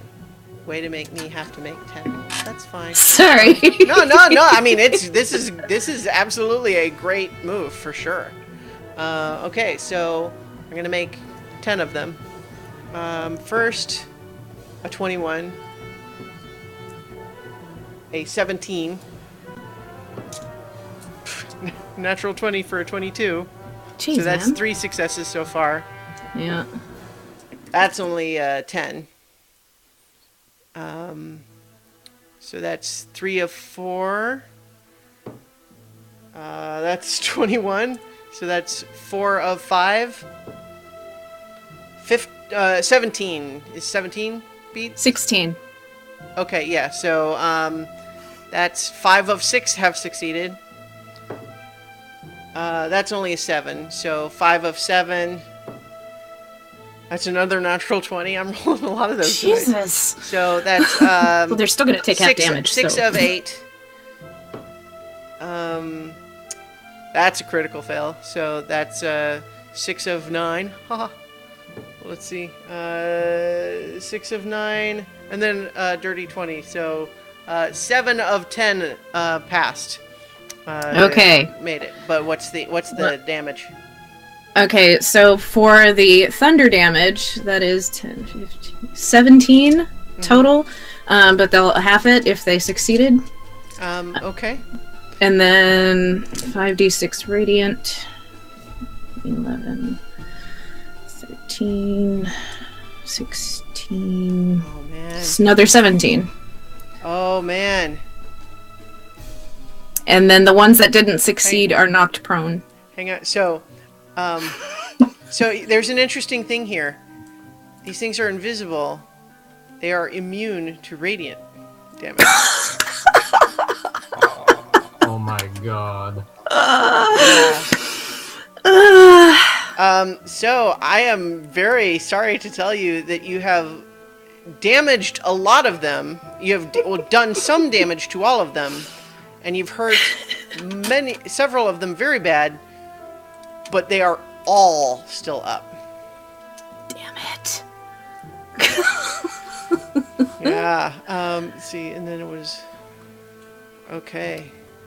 And then can I use? But no, I mean, they're bonus definitely action weaker than they were. Yeah. Can I use healing word on Alaric? Yeah. At least get him up and moving. So you guys just saw something really cool and it didn't really do much. How many got knocked prone? It's hard to know. They're invisible. Well, the ones oh yeah. Okay. Well. You know, in theory, 3 of them. Okay. But like, I think you don't necessarily have a sense, but like they're invisible, so some of them maybe, but you can't see to tell. Mm-hmm. Unless I use my ring, but I don't have any action left. So. Yeah. So healing word was how much to Alaric? It's still a maximum, so 8. All right. Sorry, Alaric. That's all I can do right now. Alaric, Sort of. you get a sense that these things are still crowded around all over you, though. Can I pretend to be dead? Well, it's not your turn yet, but we'll see. Oh, okay. So Ket, you're up. Oh, man. I think first, Ket, make a perception check. Okay. Because you just saw Nira do a really awesome, powerful spell, but you can't see the enemies to see what, if anything, it did to them. That's a 17. 17. You get a sense that, although Nira's spell was powerful, there are probably some of them still there, but you can't see them. Oh, my goodness.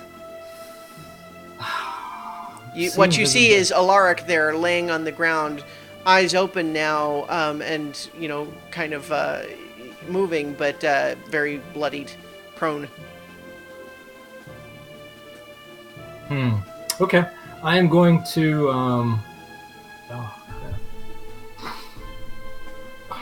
Alaric, I'll protect you! And I will jump off the railing. Everybody's doing the jump. Yep. I'm gonna jump Everybody's off the doing the railing. jump. Can we get an acrobatics or athletics from you? Yeah, sure. Jump to the left. Well, that's not bad. You want to jump onto your hand, your Bigby's hand? No. I want to jump on. All right. Well, I'll tell you what.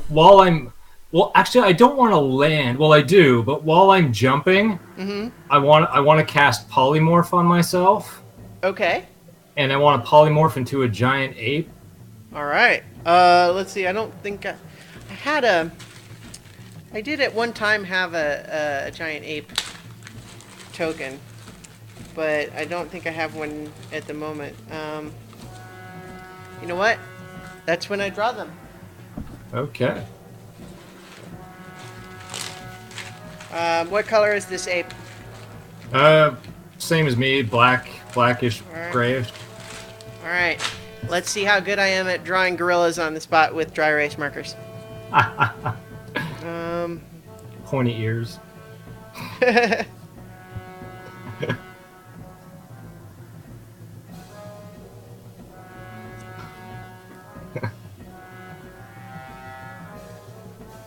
Dude, people in the chat are like, "Grape ape, grape ape."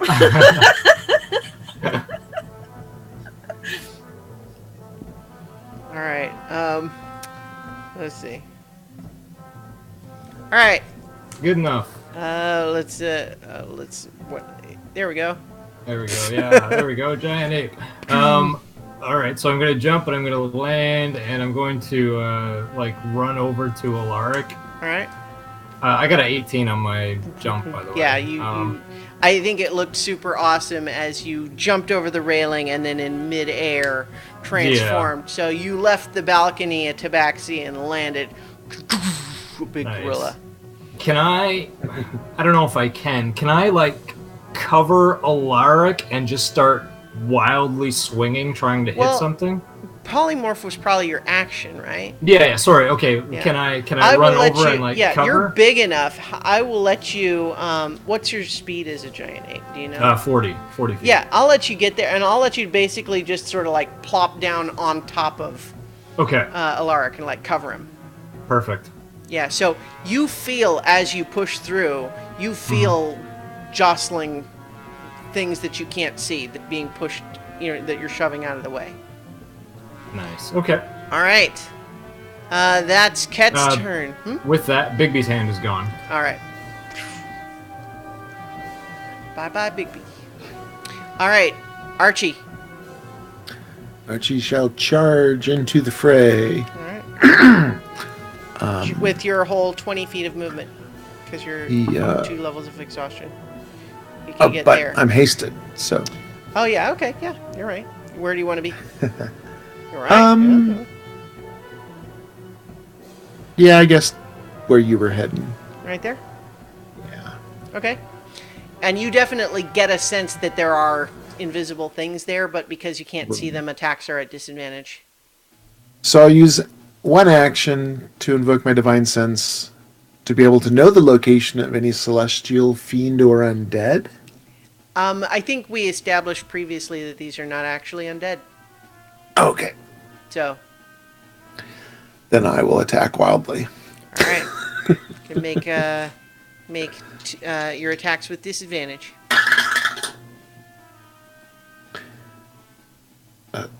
Oh wait, no. That's a 9. And that would be 22. All right. The 9 misses, a 22 hits. Does 12 points of slashing damage. Yeah. You feel that slash just carves through one and tears it down. So no extra radiant damage on these guys, though. Right. Yeah, I said there would be radiant if they took it. Yeah. It just shines right through them. All right. Like the saying of like water off a duck's back. It's like like radiant through a skulk's back. That's what these things are, by the way, are skulks. Skulk! Alright, that's Otterkey's turn. Amethyst, you're up. You're muted. I didn't really have anything to say yet anyway.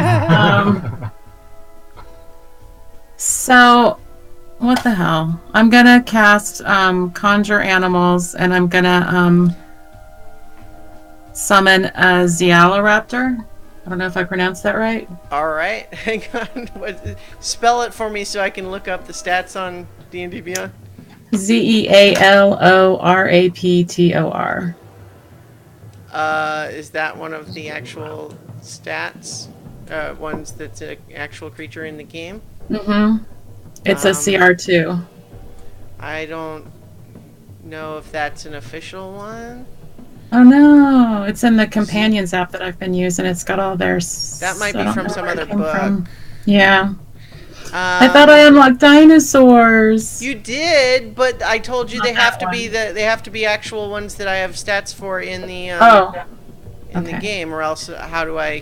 Do you have one for Allosaurus? Allosaurus, yeah. Okay. So I'm going to conjure an Allosaurus.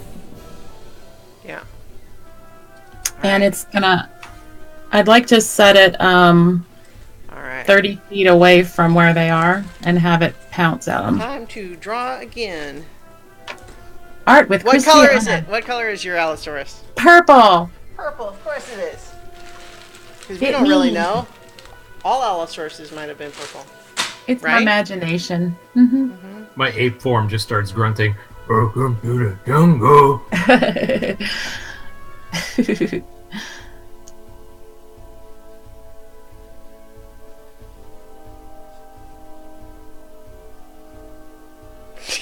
This is ridiculous. Alright. That is As long your as- purple Allosaurus. Let me put it. It's Yay. perfect. It's just like I imagined it. Alright, where's he going? He's gonna go to the lower left of where Ket is, like Okay. furthest away. So like he's so, got. like, If I here? have, Like here? yeah, I want to have him start like if he starts 30 feet out though, that he does a pounce. So I want to have him Okay. run towards. where I Yeah, just you pointed out. conjure him Sorry. where he... So, I mean, he'll be attacking with disadvantage, though, because they're invisible. Of course. Yeah. Okay. But yeah, So- you watch as Amethyst gets calm for a moment, and then, waves her hands, and then poof, out of thin air, 10-foot tall, toothy-mouthed creature that you guys have never seen anything like.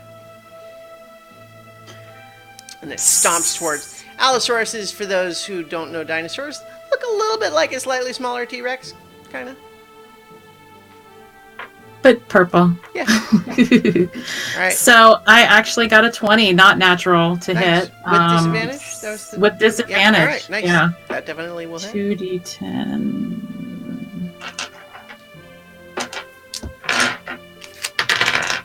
So that's 13 points of piercing damage. All right. If I, yeah, on some invisible thing. He chomps one and just crunch, crunch, crunch. That one's definitely dead. Yay. Oh, I should take one away to indicate that. All right. Because it's so that I can keep track, because otherwise I would lose my mind keeping track of 10 different invisible things. All right. Okay. Does it get another attack, or is that the one? It's the one. All right. Okay, that was Amethyst's turn. Soulmonger's dead. No more turn for Soulmonger. Okay, Cadence and Alaric. I would like to go first because Yep. I'm going to jump over the railing. All right. Everybody's doing it now. Yeah. Yeah. You know what? In fact, since everybody's down, I'm actually going to switch us to our my first floor map. Where was it? Yeah. So- My acrobatics was a 21. Okay.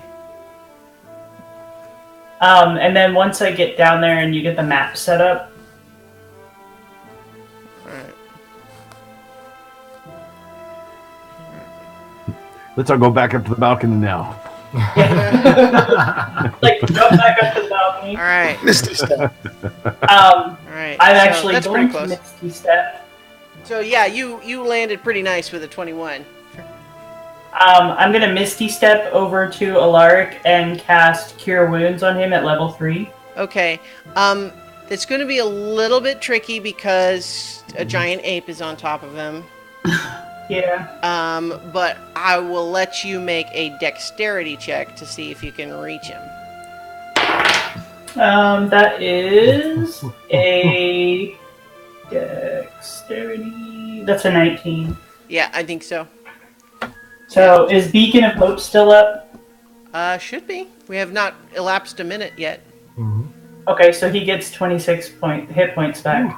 Alright. Nice. Maybe it's just me, but people are always healing me in games. Alright. That is Cadence's turn. Alaric, you're up. You're feeling a little bit better, although now there's a giant ape on top of you. Yeah, I'm going to assume it's friendly for the moment. From this angle, it looks friendly, and I don't like that. But I will cast cast Blur on myself. All right. Is my action. And I'm going to... It's not really anywhere I can go which is any better, so I'm going to try to make the use of the cover as best as I can. Okay. All right. So it is the Skulk's turn again. I think, let's see. I think... Oh, I would stand up, I guess. Because that makes a difference. If I can. think if you're standing up, I'm not sure you can really still be get cover from Cat. If you're standing. Okay. All right. Okay. All right. So, because I was imagining like he's just sort of bodily over you. Mhm. Yeah. Yeah. Yeah. Okay. All right. So, I think of these remaining 8 skulks, let's divide them up. So, I think Archie, you're gonna get 2 attacking you. Mm-hmm. Cat, you're gonna get 2. Only 2? Alaric is gonna get 1 with disadvantage due to the cover. Actually, it's even because I'm prone. He has advantage. So. Well, he would have advantage from being invisible anyway, so I'm negating okay. that advantage. You're gonna get 3, Ket, and then I think that should be 2 left for the Allosaurus. So 2. Let me move them so it's obvious. 1 and then 3. So then there would only be. Oh wait, I said 2 against Cadence, right? Okay, so yeah, all right. I think 1 against the Allosaurus and 2 against Ket, like that. All right. So first, the 2 against Archie. They're rolling with advantage. Roll the same thing both times. That's a 23. That hits. All right. And that's going to be 6 slashing damage and 7 necrotic damage. And then the other one gets a crit.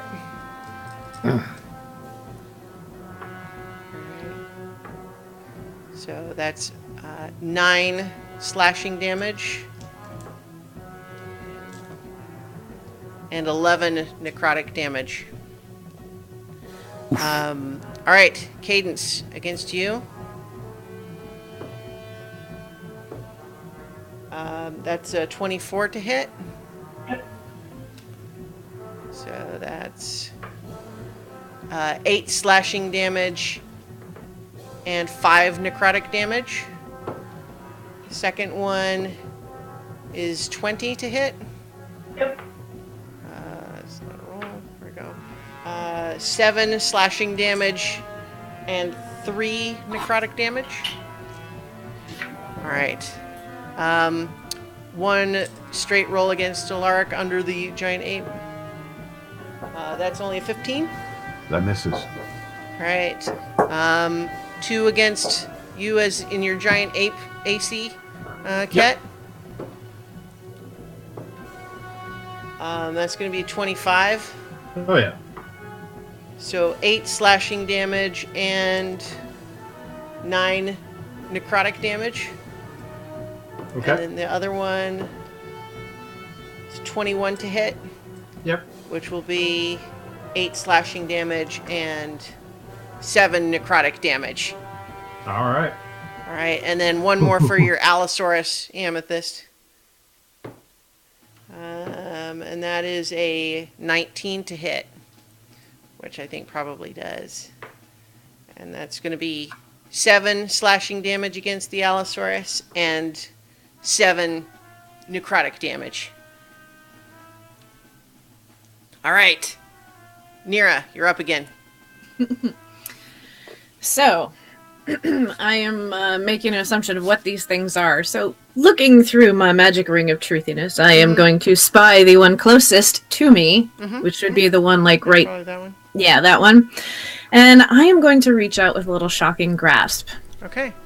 You can make your melee attack roll without disadvantage because you can see it through your ring. So, okay. Okay. And that is a 20. No. Yes. 22. That'll do it. 3d8.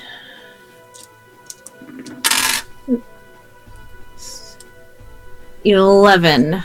And they are knocked back 10 feet. Well, they are also Dead? dead. You get the vague sense of a limp body flying backwards out through the front door. Alright. Bye-bye.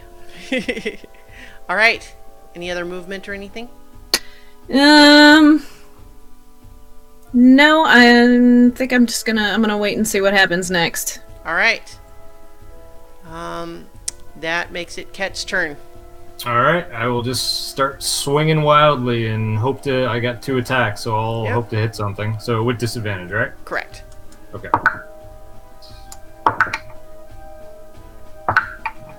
Oop, okay, so 24 on the first one. That hits. All right, so that's going to be.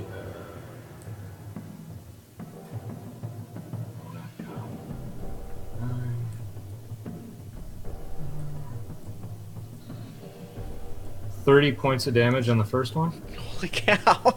Yeah. 3d10. It squishes into jam under your enormous AP fist. Alright, and the second one with disadvantage is 11 plus 9 is 20. Yeah. And that's going to be 10, 11, 24 points of damage. Nice, yeah. Another one is just completely crushed. Nice. And I will just continue to shield Alaric. All right. Archie. I'm gonna swing away. Ooh, natural 1. Not much I can do for that. And a 17. 17 hits. It does 8 points of slashing damage. Okay. That was one of the ones that took more than the damage from before, so that one is destroyed by that slash. And that's all I can do. All right. Amethyst. Oh, you're muted again.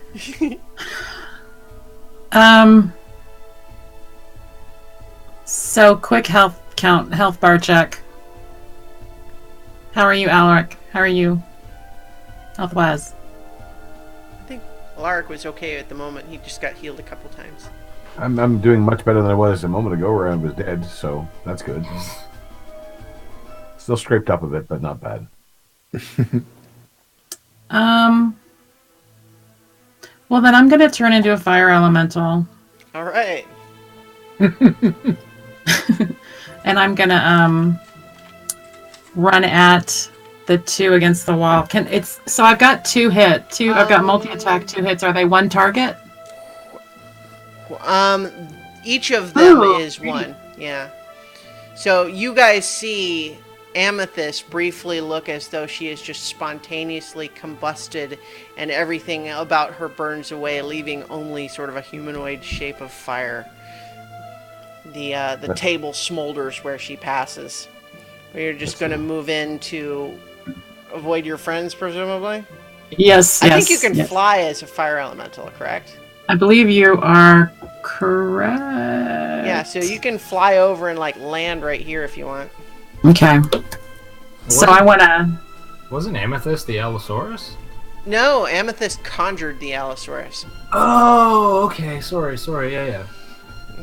And now she's used her wild shape. Ah, okay.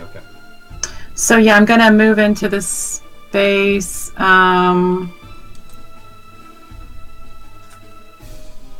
So the creature takes 1d10 fire damage and catches fire. Yeah. Let's see. Oh wait. So oh no, the attacks. That's the fire form is when they attack, but you. So okay, you gotcha. have moved to them. Yeah. And so you are in their space though, but you can now just make your 2 touch attacks. So that's a 21. So it is with disadvantage. Oh, well, that's 11. That's 11 way less. misses, yeah. Okay. Disadvantage. Oh, that's a 20. Where's the hit? That'll hit. Oh. 24, actually. Yeah. All right. Brief, as you burn it, you see various parts of it, scorched flesh, become visible, but the rest stays invisible as you destroy that one. And then I think, yeah, no, you're right, actually. No, yeah, you destroy all of them when you move into their space, because they can't take that fire damage. They can't take my fire, y'all. Yeah.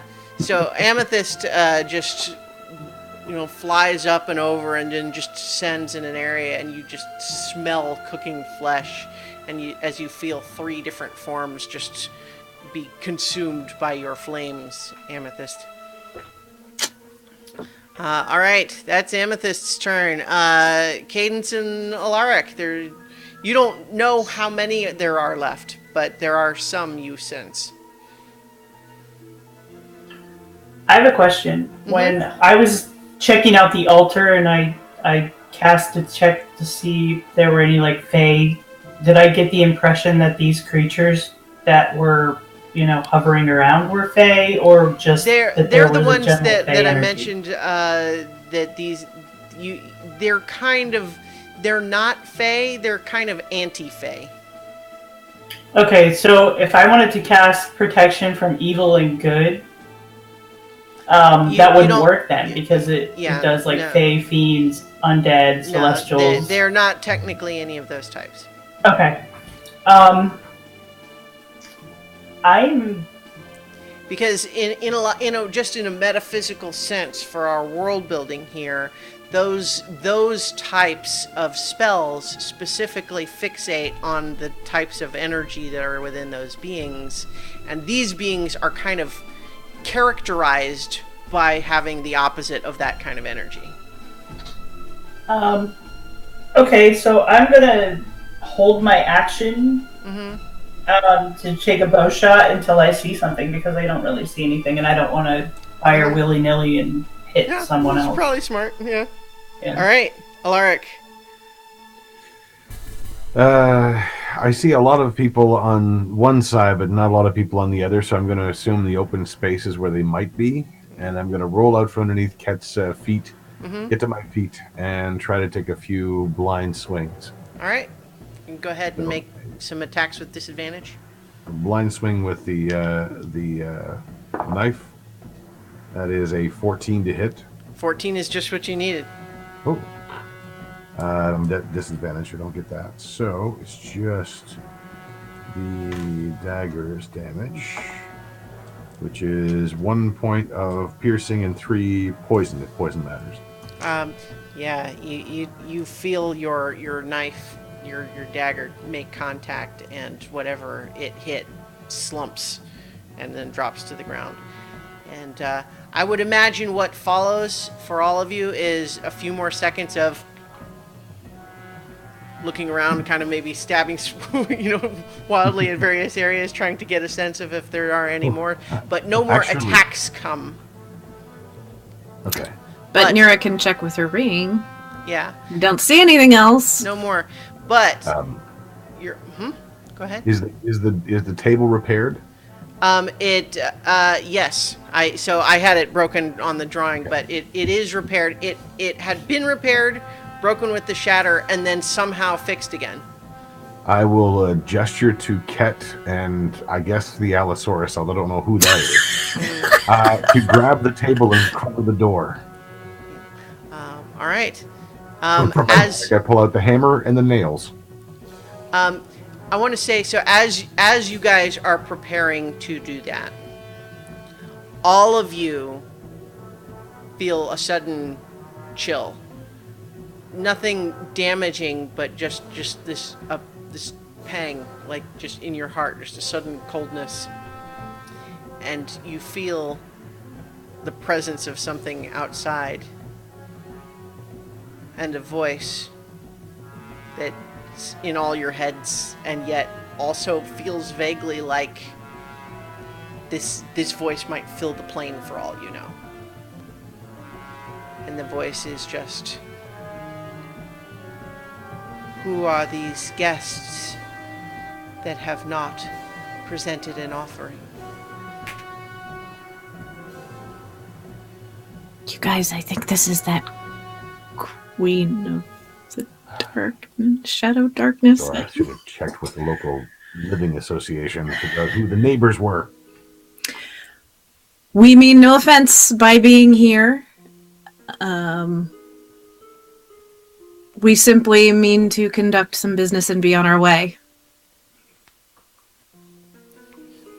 Your business brings disturbance to my realm, and my envoys met with violence rather than offering. We had nothing to offer. Pretty sure they started it. You have your lives. I will accept one of them as tribute. You've got to be joking. I'll polymorph back into cat. Where's the pig? Give it the dinosaur. I will say, give it the dinosaur. Give it the dinosaur. Get the damn pig! Give it the dinosaur. It's right there. I don't know where Robert, the pig is. still in his He's armor, is upstairs. looking down at you from the balcony.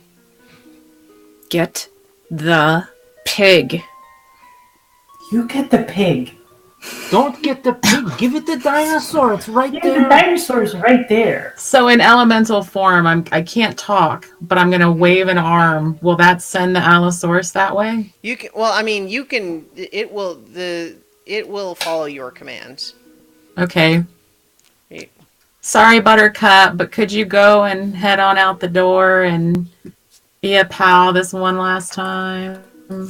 Is what I'm thinking to it. As you send it, it starts to go stomp, stomp, stomp, and as it steps out the door, it just, like, as it passes the threshold, it just dissolves into nothing. I mean, it isn't a real dinosaur. Did that work? You know what? I'm getting the pig. I'm getting the pig. I am gonna go up the stairs. Why don't you give it Zorath? So presumably you are going out into the hallway and then going out around up the stairs. Yeah, I have to. All right. Alaric, are you doing anything to obstruct the door still, or are you standing near it, or? I'm still. You guys pointing tell on- me what you would be doing at this point. He's not an ape anymore, so I guess Yeah. I'll have to try to drag the door over, or drag the table over myself. Okay, so you're not like looking out. You're focused on the table. Yeah. Are any of you looking outside? I am. I'm looking outside, and I'm like, wait, don't get the table. Hold on. And I will look at Cadence. Cadence, you can't let them kill your pig. You love your pig. I only just met him, really. I mean, But he's you a love nice- him. You love the pig. And I just start walking outside. I just grab you. As Whoa, you whoa, whoa, start whoa. to, I will grab your hand. But the pig. Back But up. that, I'm covering I the love door. you more, you stupid idiot. Did I get the pig yet? I think at this point you are up on the balcony with it, and I'll need an animal handling roll, please. Are you exhausted from before, Mira? Were you exhausted from before? If so, then this is a disadvantage. If you were exhausted before. You have a whole. I was not. Okay. Animal handling. That is a 22. Nice. Aww. You say, It's more like "Come here, animal come here, butchering." Robert." Should And have he kept that chicken he alive. snorts and kind of I happily know. trots over to you. Come on. Kat, I think as you've kind of stepped towards the door, you find your attention divided. Obviously, Cadence, your longtime friend, companion, adventuring partner, is there, But outside, you get just the briefest hint. Somehow, in the pitch blackness of the sky in this place, somehow, in the sky, there is something even darker. Okay. Hey, grab the corner of this table. It's not light, you know. Well, we have to get the pig first and put it You outside. want to make an athletics check, Alaric? I'll grab With a advantage if corner. someone's helping, but Yeah, I'll help. okay. So I'm not at disadvantage because I'm still So tired. if you want, we can say Archie has advantage from being helped by you. No, he's got the same problem I have. True. He's also tired. Yeah, that's I'm true. exhausted. Yeah. So straight roll athletics, I rolled a 24. Okay. Yeah. So I think you're able to move the table pretty easily. Yep, but did I successfully right now, Ket? Ket and Cadence are kind of in the doorway right now, so you can't really block the door without. But the intention wasn't just to grab the table, that I successfully distract Ket and get him to grab the other end of the table. No, I wasn't even paying attention to that. Well, then I will shove him and the table to get it in place so that it's ready when we need it. Okay. So are you shoving Ket? Yep. All right. Well, let's go ahead and make an athletics check against contested.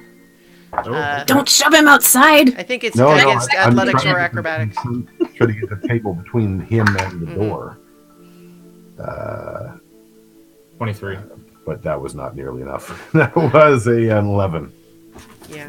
So the problem here is that you're not able to shove him in the right direction. Like the only way to shove him right now would be further out. Hey, Leadfoot, back up. Nira, you're leading Robert, who's happily grunting as he trots alongside, still wearing his breastplate, pig armor. And you bringing him back down the stairs now? Yep. All right. So I'm going to come down the stairs, and I have no daggers, so I'm going to need a hand. How about you give me my pig and let me take care of it?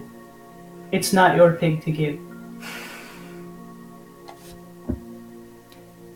The only way we're getting out of this is at the price of a life. Give And me the I pig. won't.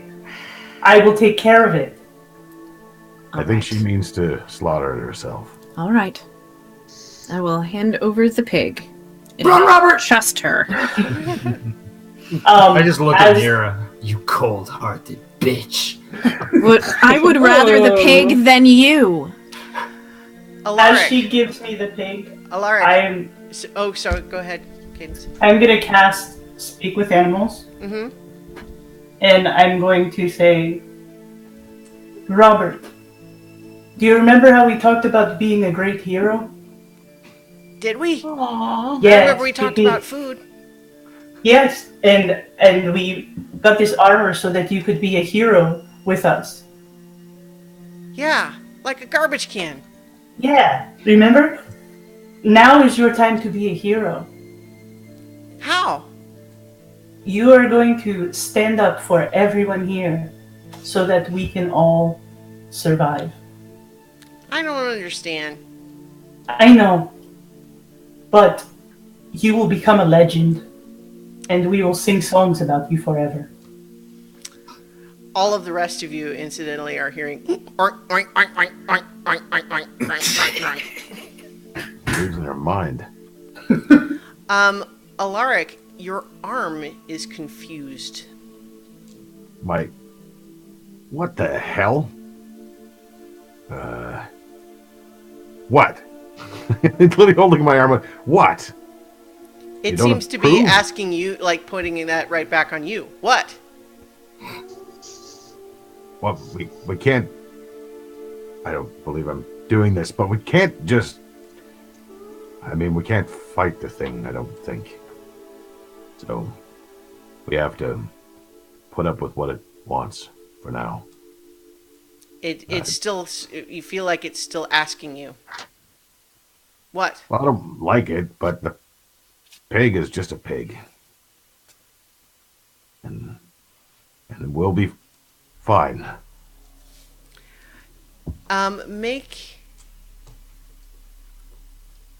Make a, trying trying to think what the right check for this is. Make a charisma saving throw. I don't even know what I'm doing. Okay. That is a 15. You feel briefly like the arm, just as sort of a test, was probing a little bit to see if it could make you do something. And it didn't succeed, but it also kind of just puts back at you again, what do you want? Not in words, but...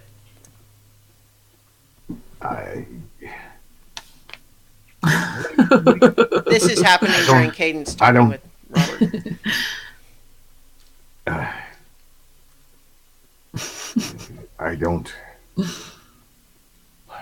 I don't think we can take her. I'll look over at near Kina and I'm talking to my hand, so I'm maybe off my rocker again. This has happened twice already today. But I look over at you for reassurance near Kina. We can't take her, can we? I think she is the equivalent of a god here, so no. Right. So it's the pig. Is it finished? Are you still talking with Robert Cadence? He's still kind of like he's not following any of this abstract talk. Yeah. No. Pig. I just tell him that Where's he's super brave. So Nira's back, and hang on, I've got to have our little token. Where is it? For those of you listening to the audio, one of our players has turned into the pig for the moment. Are you still a fire elemental, Amethyst? Yes. All right. Well, gosh, where did I just have it? I have misplaced my Robert the Pig token. How did I do that? I don't know. But yeah, so I don't have it. But yeah, so I think you're getting the sense, Cadence, that Robert's not going to follow this or not going to understand what's happening unless you're really clear and specific, concrete details. So I just tell him that we have to make a sacrifice. What kind of sacrifice? I don't know what that means. I know. We have to give this entity something to make it happy. Like food? Maybe. I don't know if she wants to eat you or what, but I don't know what else to do. Kat, are you still kind of standing in the doorway, or have you kind of pulled back to participate in all of this? I'm standing right beside Cadence with my hand on her shoulder. All right. There's our little Robert. And I think probably Arwen is watching from like the from the balcony. Robert Borathian. You're not making this any easier. Yeah, so I think Alaric, your arm is getting frustrated with you. What do you want me to do? I can't take on that thing. Who are you talking to? I'm trying to have a pig conversation here so he knows what we're doing. I'm trying to talk to my And hand. it's really like you're starting to get like refining, but it's still sort of just this emotional, but it's giving you a what do you want? What do you want? What do I want? Tell it what you want. I want that crazy neighbor to go away, not bother us. All of a sudden, all of you just feel sudden like a lightness, like a lifting of a weight. Right. What is happening? I'm looking at the door. I look back up at the sky. Is it still like whatever? Like it was hard to tell exactly what you saw before, but you don't see it now. What the hell? What? What happened? Well, What are you? there was like a very darkness up in the sky earlier when we were hearing that voice, and now it is gone. Did somebody do something? It was everywhere. The pig is You still only- alive. You wished for it to go away, and it went away. And earlier you wished for beer, and you had beer, and What the hell is this thing? You were the one cleaning up all along with your hand, and you didn't even know it. No, that's not possible. We were That just fighting. has Well, to that's be true. something else. like what though? I don't know. What is this thing? is it? Kat, you were there when this was. What is this thing? What is Can this? I- No. Can I pull out my magnifying glass? Because I have not used it. You can.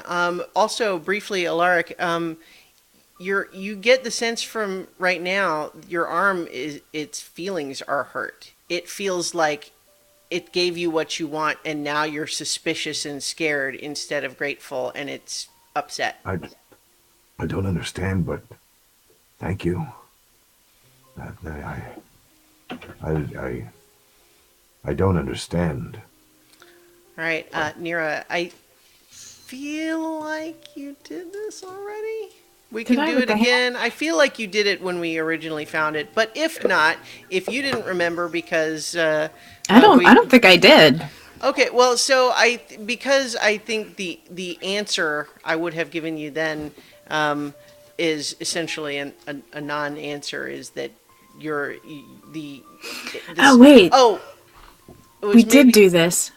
Yeah, it was either the magnifying glass or the actual identify spell. Maybe Ket cast it or something like that. Yeah, it's possible. Yeah. So Yeah. in any event, if you look at it through the magnifying glass, Giant question mark. you get a sort of big like, no entries found, no search results found. And we didn't know anything either. No. Because it was part of what we were looking for was part of a greater construct. Yeah, like what you heard essentially was that there was some sort of a being made of metal, perhaps artificial, that seemed to have great power, and that we were hoping that he might be able to help you find a way home. But then you found just the arm. This arm belongs to something bigger, Alaric. We don't know what, but it seems to hold with the theory that whatever it is has great power. Yeah. I gotta watch what I say. Yes, you do. But the important thing is Robert is safe. Yes. Yeah. Now maybe we can board up this door now. Still kind of want bacon though. Well, we will get some We'll get out of the meat buys that we got. All right. Do you have a name? I didn't think that was going to work. Wait. Is there a charcoal in the fire? I think that there are bits of smoldering table from where Amethyst in her fire elemental form walked over. It might Maybe work. a pen? Does anybody have anything to write with? I have chalk, yes. Give me a piece of chalk. Give Alaric a piece of chalk. Take it in the red hand and walk over the table. Can you write? Do you have a name? What is your name? And see if it writes. It does start writing, and you realize very quickly that whatever symbols it's writing. I can't read that. Does anybody recognize that? Nirakina, you know the... Can other anybody stuff. comprehend languages? I know Celestial, Common, Draconic, Elvish, and Orcish. Yeah. Infernal, Dwarvish, Common. Elvish, Dwarven, Sylvan, Goblin, and Croatoan, but That's a diversity, and I'm pretty sure Amethyst has Primordial, but it is not any of those. Is Wow. there a name in common that I can call you? I can't pronounce what this is. You get sort of a emotional equivalent of, You know, maybe, I know you don't really like her, but maybe Jinxie might know. Oh, maybe. it does occur to all of you that you haven't seen Zorath or Jinxie since Zorath closed the door and said, hold those things off. Do you think they were summoning John Cougar Mellencamp without us? We should probably check on them. Be Probably. sure Let's board up this door. Yeah, let's get this door taken care of. All and right. who knows what they've done to Mellencamp when we aren't there.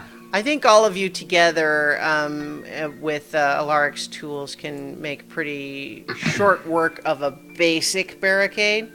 It's not as strong as the door was, but it's at least, obstructing, and it would take some doing to get it out of the way. It's not, you can't just push it over. So at the very least, you think anything strong enough to push through it would make enough noise that you would hear it at least.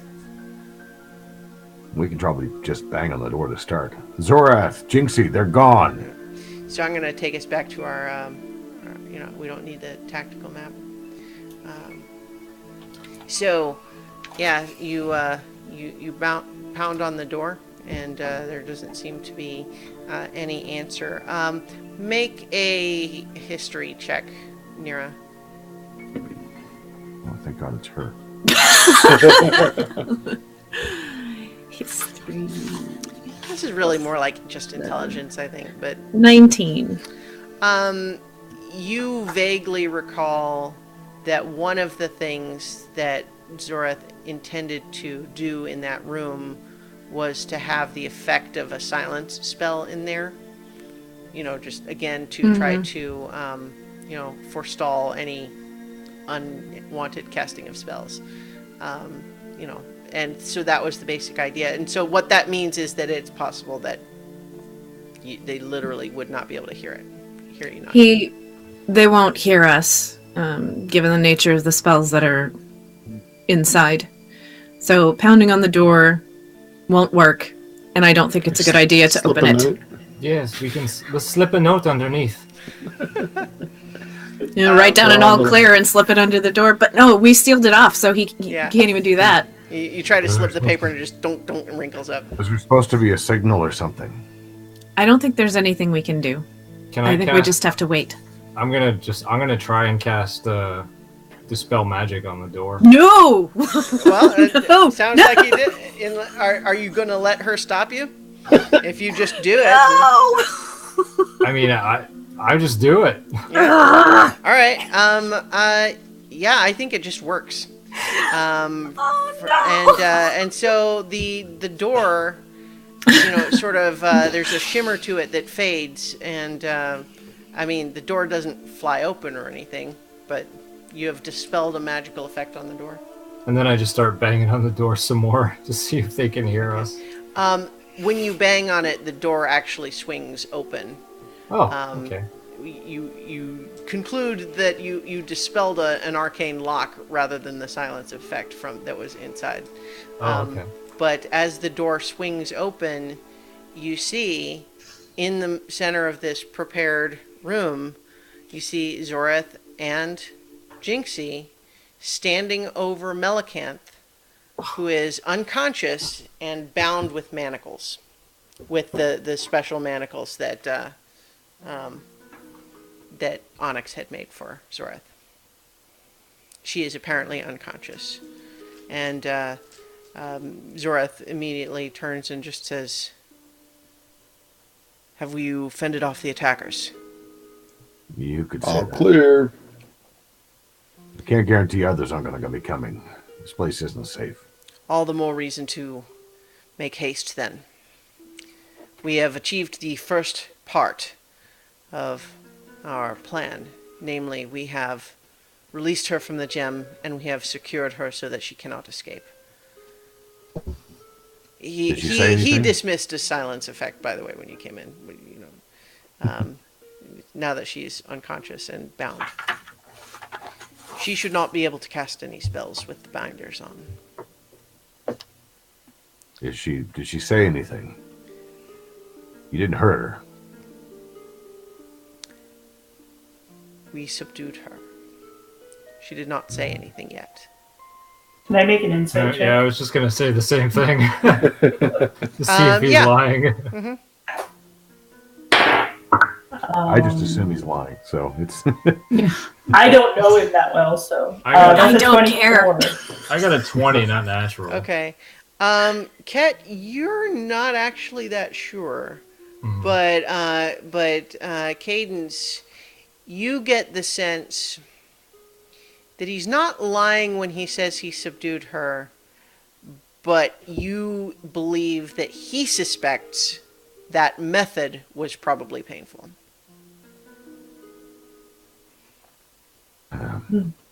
Someone should look her over, make sure she's fit to travel. Someone want to Mirkina. make a medicine check, or Oh, sure, I will. Let's see. That is How a well placed you chose, 19. Zareth. all right. Yeah, right now she looks as though she has she most resembles someone who's like has passed out as a result of shock, like not electrical shock, but just like someone who is in hypothermia or something like that. She's not cold, but she just looks like she was depleted in some way and has sort of fainted as a result. But she doesn't look like she's dying or anything, She's right? not physically injured. She's breathing okay, but she just she's very pale. Looks a little bit gaunt compared to how you're used to seeing her. I think she'll live. Good. So I just look at everyone because we don't really know what's the plan is or anything like that. But Yeah. I just So Ket and what- Cadence, what you see is basically a middle-aged looking wood elf in yellow robes, looking thin, but you don't really know what she looked like before. But she is now bound hand and foot in these chained manacles with runes on them. So what is the plan now? Are we to stay here or are we to go? Is this what you wanted? You got this wood elf here chained up? Zorath says, What happens next? she has the artifact that we require, hidden in a demiplane with a portable spell that creates effectively a container in space, like an extra pocket, somewhat like... I think at this point he might have learned that you have a portable hole, or would you have kept that completely secret? I'm not going to tell him. Okay. So I think he would say it's a bit like a pocket that only she can reach into. And the artifact is in it. And the difficulty here is that if she does not retrieve the artifact from this pocket, if we were to dispel it without her retrieving it, the object itself would be lost. And we would have to... It could be deposited anywhere in any plane. And we would just have to search for it. With Right. all of the other powerful entities out there also doing the same. Right. So now what? You have her. Now are we going to stay here or are we going to wake her up and ask her to go get it or We what? must persuade her to retrieve it for us. Okay. Can we promise her life? I just want to know what we're working with. He kind of just looks at you and says, I believe we have addressed this, of course. I know. I just like to make sure. I'm not... My concern is not whether or not she lives or dies, but my fear is that she will not surrender it to us. What can you offer her that would make her change her mind other than her life? I mean, people tend to give things when you... She is convinced that she has a way to restore the stolen moment, which will allow her an advantage in defeating the demon afterwards.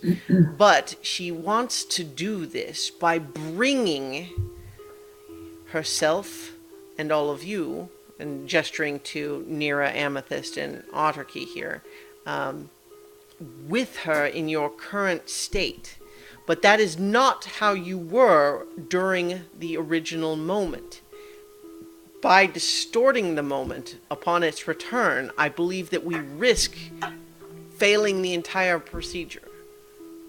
But you don't know that. You suspect it, just like she suspects bringing them there will help. It is not worth the risk. You seem But the so lives sure of you're- everyone in this room seem worth the risk to you. Like, you don't care what happens to everyone here so long as you get what you want. What I want is for the universe to not be destroyed, to not be shattered into chaos. And I would sacrifice gladly any of us here, including myself, to that end. But not Why is needlessly. Why does Melancanth seem so sure? She must know something that you do not, if she seems so sure that it will work. Maybe you can talk to her and find out why she seems so sure. Maybe she has a reason to believe such a thing. Well, she was also sure that, using the whole moment was a good idea in the first place. Even having it was a good idea. I don't know that I trust her judgment. What would you have done? Would you just let the demon show up? Or would you try to make sure it never does? I know the mountains are high, but your perspective has to come down to earth a little bit, Nirkina.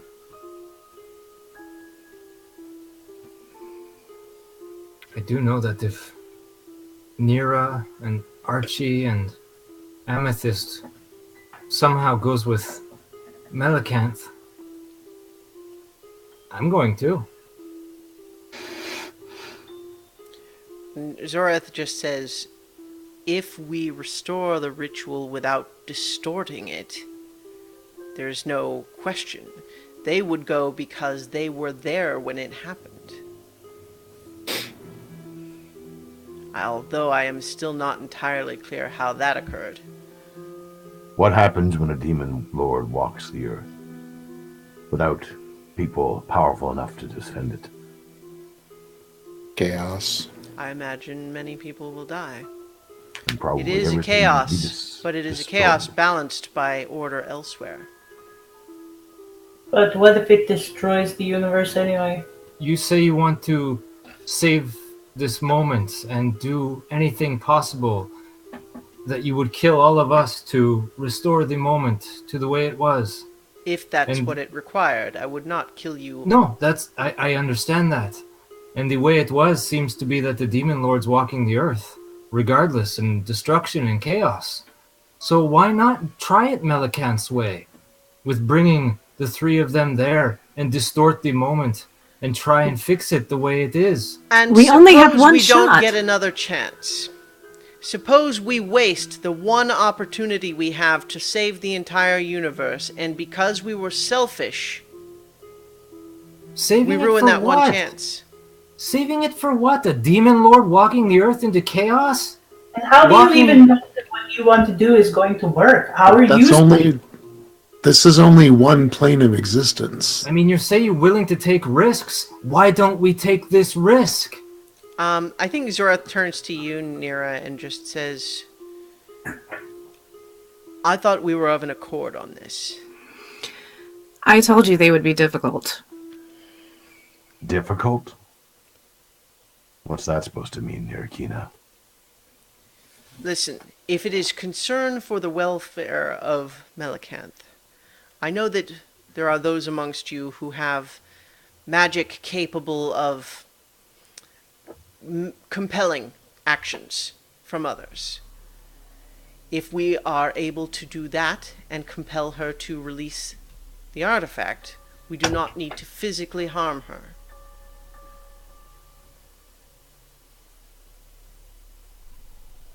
Will she get her chance to make her argument? Yes, Or I will would you like take to hear that from her. too?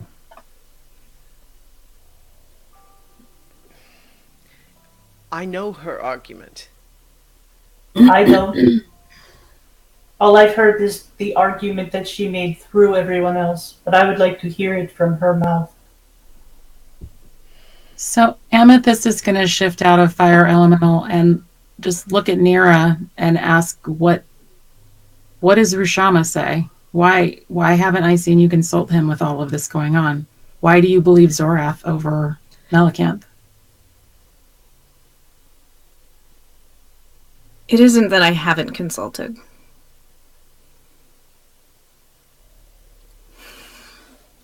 This choice is ours.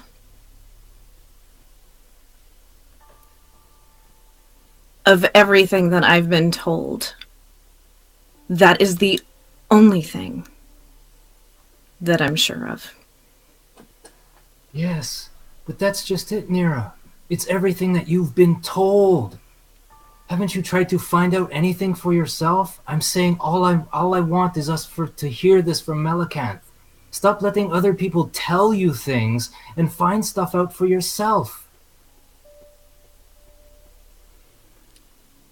Is it your choice, Nira, or is it our choice as a group? It's not just me alone. Okay.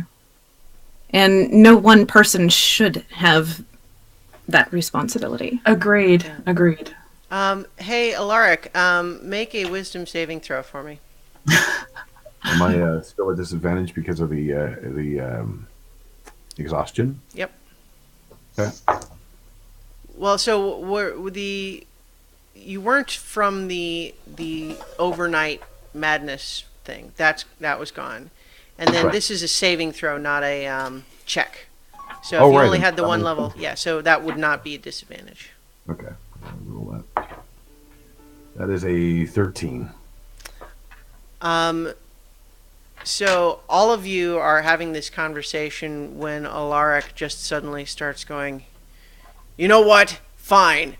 If this is what we're going to do, then let's just do it and get it all over with."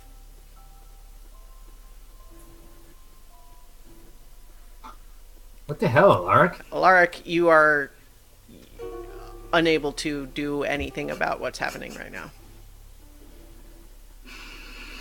Yeah, we're going to talk to her. And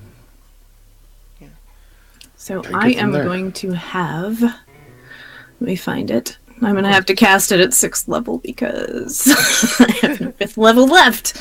What are you? What are you doing? So I have the gas spell, Okay. and it's a wisdom saving throw. But it forces someone to carry out a service or refrain from some action. And it lasts for 30 days. Yeah. I mean that's a possibility. And it's not a charm, it's a control spell. So Yeah. So, Alaric, I think at this point turns to Cadence and Ket and just kind of says, "Look, I joined up with all of these guys after all of that happened. They might just all be crazy for all I know. I'm starting to think this is all just a waste of time, and we ought to just let them do what they're going to do, and we just get out of here." Oh, wait. Nira, can't you do what you did this morning? Can't you cast something to help him? This is not Alaric. I don't need help. I'm Can I make an discovering for the insight first check? time that they don't have our best interests in mind. Did you ever... That sounds like Alaric. A restoration spell or something? I have nothing. He's making sense to me. Make an insight check, Ket. And then I'm going to slap Alaric. Snap out of it. That's a 16. Make another one. Another one? Okay. That is a 14. Okay. You get the sense that Alaric just seems fed up. He does not seem magically influenced. He just seems just done with all of this. Alaric. this artifact, this thing, is created by a fairy queen. There's so many things we don't know about it. And yeah, a demon is going to be on the material plane, and it's going to wreak havoc. But in essence, it already happened. And to make it not still happen is just wrong. It upsets the balance. And Zorath is saying, yes, precisely. We have no way of knowing what would have happened if the demon summoning had taken place as it was supposed to. Perhaps the demon would have killed a lot of people, but then fought off by something else. We have no way to know that. We'll have it trapped on the material plane and protect all the rest of the existence, and we can destroy it while it's here. And that's fine. I mean, I agree. I'm not arguing that we shouldn't put this moment back. All I'm arguing for is a chance to hear from Melicanth before we decide what to do. Oh, absolutely. She should have a chance to speak. She should be allowed to speak. And Zorath just says... Zorath doesn't seem to want to. My reluctance is only because I know what she will say. She will say the same things that you are saying, which is, what would the Demon Lord do? We don't want it to destroy the things we want to protect. And I can understand that, except that it comes at the cost of the entire universe. I want to know why she is so sure that taking the three of them there will work. I want to know where she had this information from. I want to know why she is so sure. Just like you are so sure that it won't work, I want to know why. Alaric is just saying, this is all just a waste of time. I don't know this Melicanth. She's probably a liar too. I'm done with this. And he storms out of the room. Oh dear. He needs a drink. His butler will get him one. You seem very, very... Alaric, as you're making your way outside, still a passenger in your own body here, there's a moment of pain where your arm, you feel the red arm part grows another inch up your arm, and it hurts for a moment. But now you can make another wisdom saving throw. Where'd y'all get this janky arm? Jeez. 16. It was with us. 16 now? Mm-hmm. You have only a flash of recognition that a spell has been cast and it is controlling your actions, but you are not able to resist the effect for now. And I think, Ket and Cadence, what you hear Alaric's voice say from outside is, I'm going to have some bacon once and for all. Oh, snap. I don't know how you're going to get it because I'm holding my pig. Did you bring Robert into this room with everyone? If you did, then okay. All right. Well, I was having a talk with him. So, all right. So, I think at this point, after a moment, Alaric comes back in and just says, "Give me the pig." No. Give it to me. It's never going to happen, Alaric. Give it up.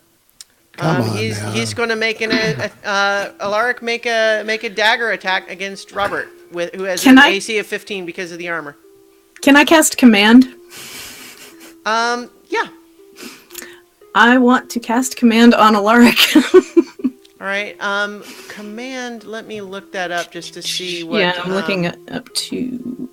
Command. Yeah. Okay. Here's how this works.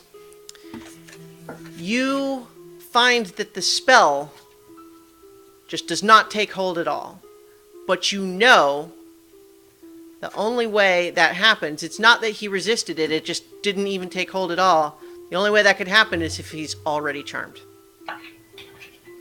But Alaric did make a weapon attack against Robert, so go ahead and roll that attack.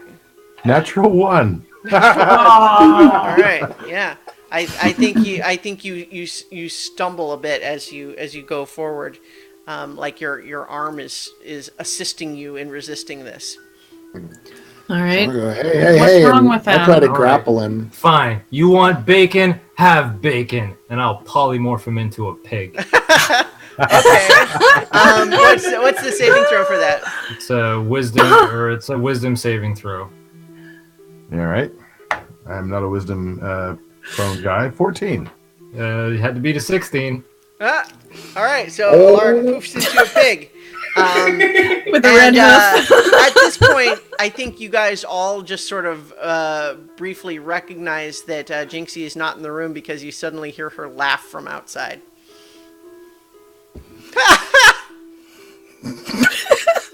So I run out and I go find Arwen because I left her in the hallway a long time ago. What do I say? I think she is.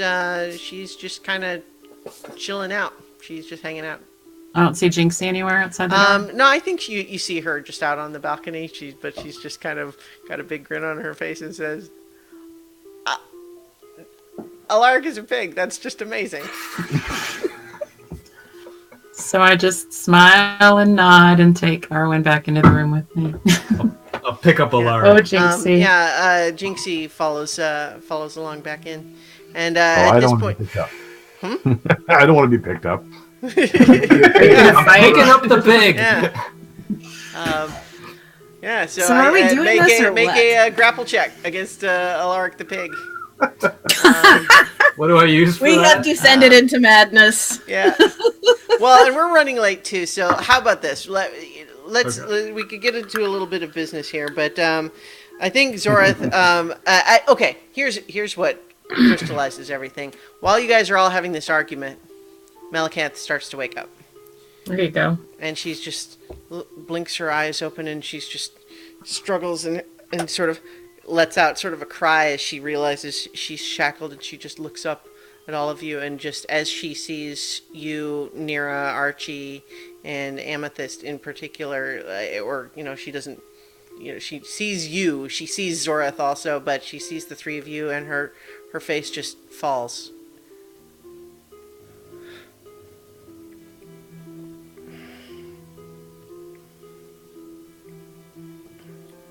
Fine then.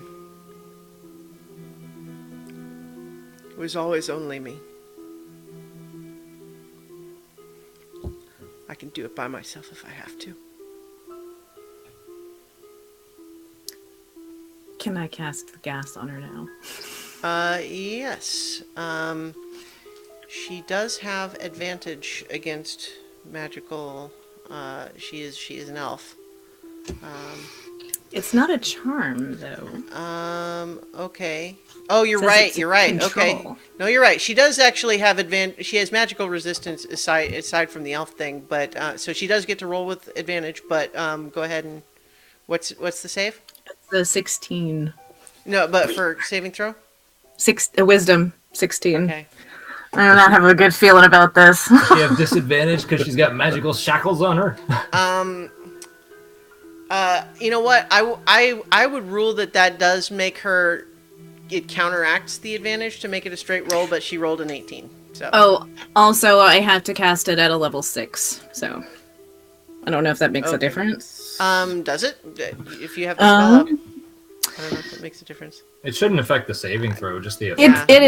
It affects the hold on. Just duration. Casted. So it casts. If you cast it at a 7th or 8th level, the duration is a year, and that's the only thing. Yeah, so she is able to resist it, unfortunately, and she's just looking at you and just says,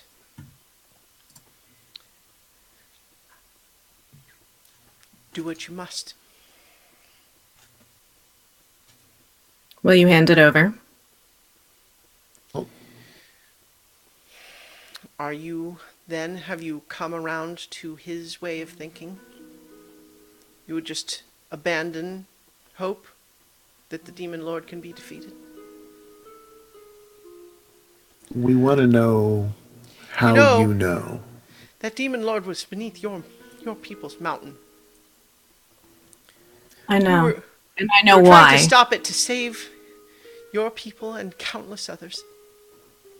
And you've always judged me for something that I have admitted was a mistake from the first moment I mentioned it. I was doing Well, we have what to I live thought with was our mistakes, necessary. don't we? Well, not anymore. I'm not going to live with any more mistakes. And that means I'm not turning it over.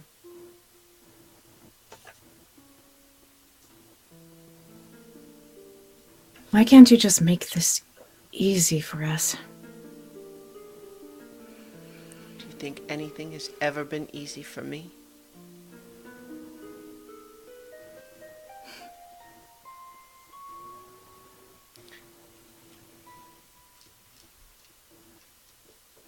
All I know of you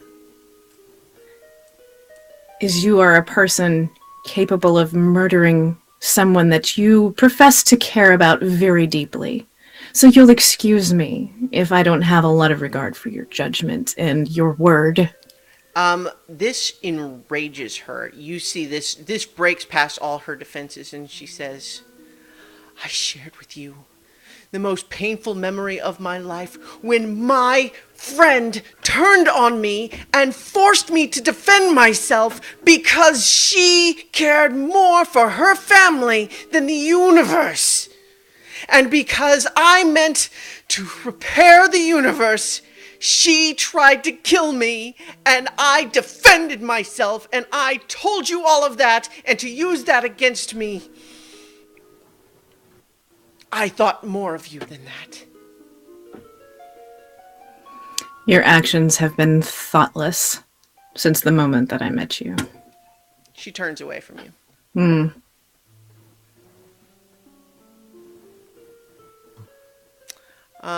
At this point, Jinxie whispers a magic word, and Melicanth has to make another saving throw. She's still pretty good. Jinxie kind of...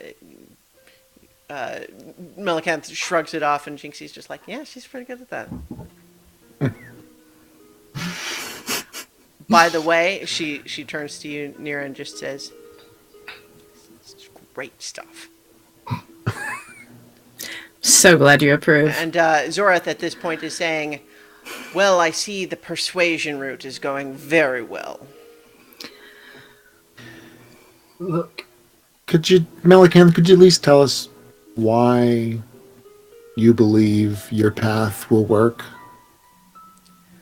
I have had 100 years to study and think about this as my sole highest priority pursuit. I have researched it. I have traveled the world learning all I could about it. I have consulted with gods and spirits, and I have traveled the plains for a century. And what does he know? What he knows is one way to solve a problem. And does he care what happens? No. He was present at the summoning because his mother was facilitating it. You can't blame that on him. And that you was can blame... not something of his choice. She does not respond to you. it's quite the coincidence, though. I didn't know that. Should you be blamed for the actions of your parents? Oh, yeah, he was a child. No, absolutely not, but... some evil is generational. Yeah. Would you judge Archie for that as well? I don't know, Archie. I don't know what you speak of. I know Archie, and I know Archie wouldn't use his vengeance to harm other people. He would do it to avenge his mother and his family and what happened to them. I don't know that about this guy. And I point at Zorath. You trust Zorath. You seem to be the only one. I just got here, but you seem to be the only one, and that has me really curious as to why. Why are you the only one that believes him over Melicanth, and everybody else is still trying to figure it out? And you're like, nope, this is the answer, so let's do it. I don't trust her. I don't trust anything that comes out of her mouth. I've never trusted her, and I told you guys not to let her take the stolen moment, and you guys did anyway. So let's live with that for a minute. We can't then just act like nothing ever happened and we didn't give it to her. She didn't steal it to us. She didn't steal it. We gave it to her. I think at this point, Melicanth will look to you, Amethyst, and just say, It's clear that despite my best efforts, you don't trust me. I don't know what else I could have done. But if this is the concern, do the research as I did. Come to your own conclusion. Why do you choose to trust his word over mine? Fair, don't trust me. I don't care. Seems that you don't. But you trust him? No. His entire being was scattered across all the planes of existence to learn and observe and see things that we can't possibly comprehend. And you would imagine that he has come back sane, have you? Right. That seems likely to you? That He seems makes like a fair point. that could mess a person up, I'm saying. Zorath at this point is just looking at you, Nira, and is just saying, are we done with this approach? Not trusting her doesn't make him trustworthy, Nira. Yeah, and why does Nira get to decide if we're done with this approach? Well, Zorath seems to have some kind of a plan with her because he's only talking to her.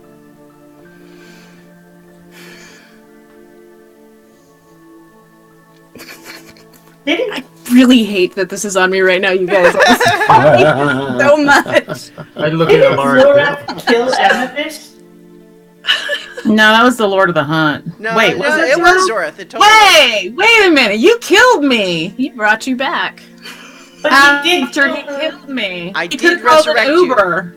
I needed You an could've called an anchor to the Uber. prime material plane in order to return to my physical form. So this seems to be whatever Zorath wants, Zorath gets. Yep. What I want is to save the universe. Yeah. That's what Yeah, Zorath- and I Cat mean- says, what I want is to save the universe and the prime material plane. Oh my So God. if what Mellencamp wants to do is basically the same thing but better than what Zorath wants to do, then why are we going with what Zorath wants to do? Yeah. Nero, why? Yeah. Why, Nira? Why? I don't know that she's capable of fixing this mess. Well, how I do you have know that no he faith is? I have no faith in her capabilities. I've seen what he can do. Do you have faith in your own capabilities? Because she seems to need your help to do it.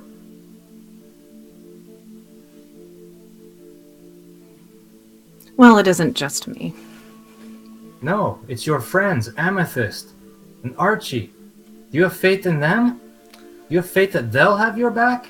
By the way, I think at this point, probably that polymorph was wearing off. Or is it an hour? Polymorph lasts for an hour. Okay, yeah. How you doing, Alaric the pig?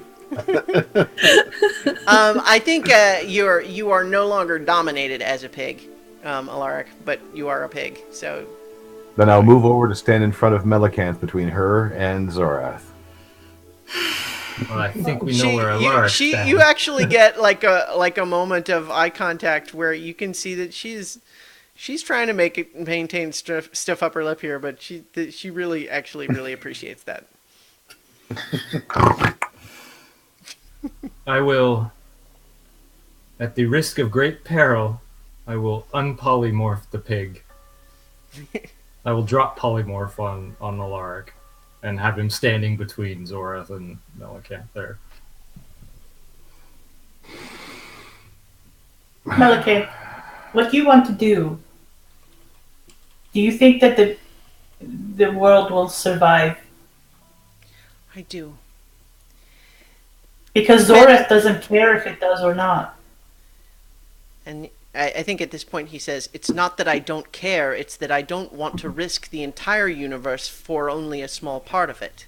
And then what Melicanth says is, but don't you see? The fact that Autarky, Amethyst, Mugen, and Nero were there. They weren't there, but they were there because they were in the temple with you. There were temporal ripples. It proves that time is flexible. And that means that if we can travel back with the moment when it is replaced, we can be there in our current form, at our current power level, and defeat the Demon Lord. And Zorath says, and what if you're wrong? The entire universe is destroyed because we were too selfish to let what was supposed to happen. What if that is what's supposed to happen? If If they were there, if what they if that were is what's there- supposed to happen? I mean, so far the only person here making an argument for anything is Melicanth. Zorath just seems to be, no, what if you're wrong? What if you're wrong? He's not I mean, making she an did argument. a lot of research, she says. Yeah. Archie, do you have any thoughts on this? I stand beside Alaric in front of Melicanth.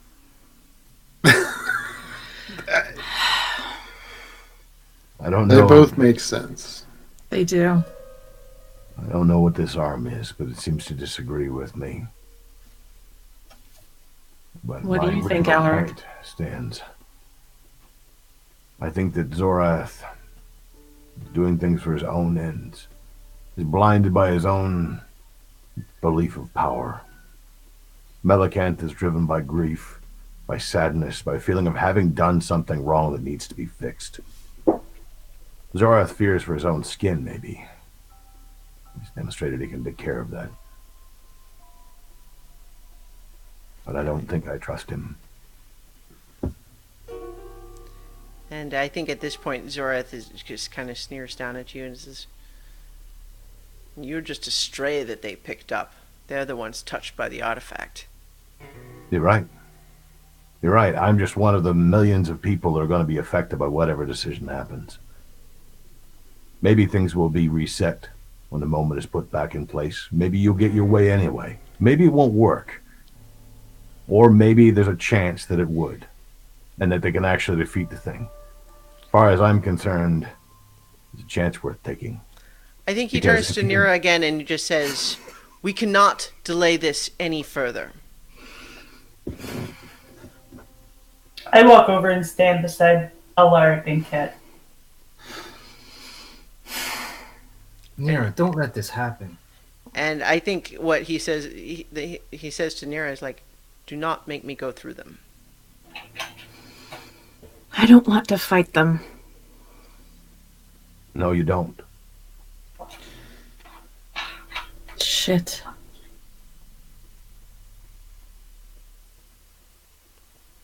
What is Zorath? He's an Earth Genasi. Oh, okay. He has Not stainless steel skin and like emerald eyes. Okay. I like a sure thing. I There don't are- know if we have one. There are none here. What's the sure thing? Melican at this point is just saying, he says it's a sure thing. You are taking his word that it's a sure thing. You don't know. You have two people giving you their opinion. There are no facts here.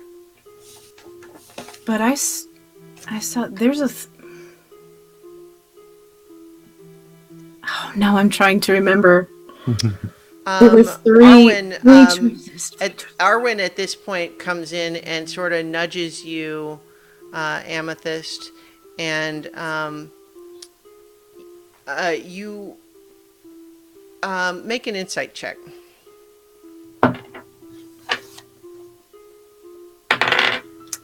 Oh, it's low. Okay. 7. All right.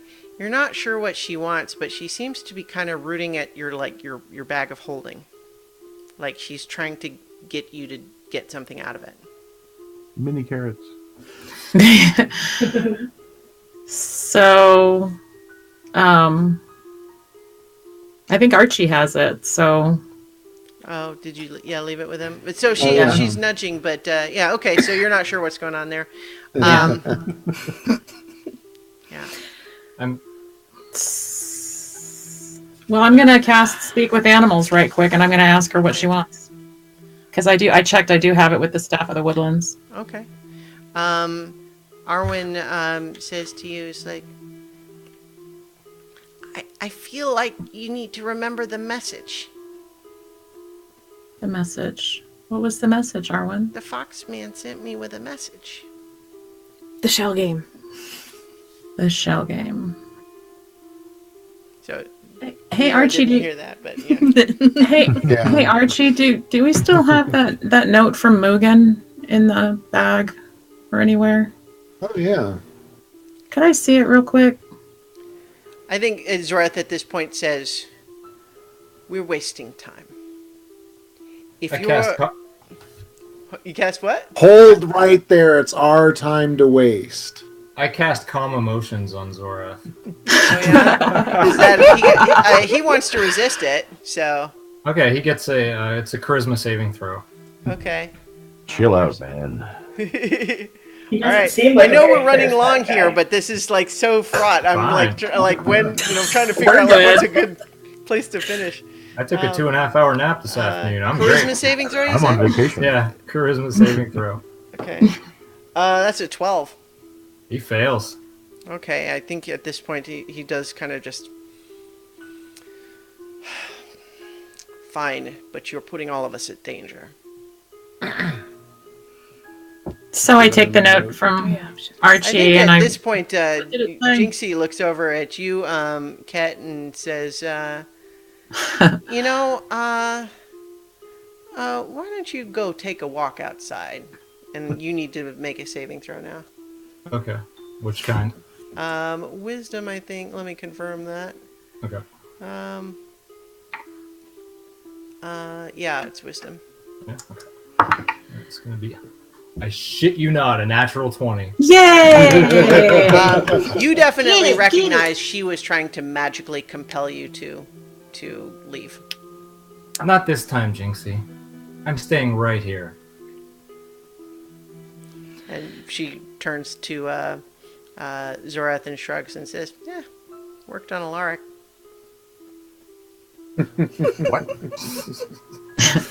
So what does the note say? I can't remember what the actual note said back in the day. So the note, you probably still have it. So if you do dig it out, the note said, "Remember, knuckleheads, the shell game isn't about the shells. It's about the pea. Doesn't matter what happens to the shells, long as you got the pea, because the pea is never really under the shells, is it?"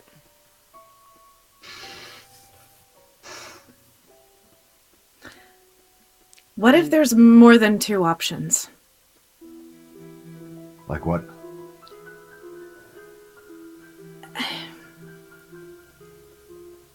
You asked me about Rushama. I had a vision the other night. I was presented with 3 scenarios. The mountain crumbling. The mountain growing beyond comprehension. And the mountain with a figure, dark figure, perched atop it.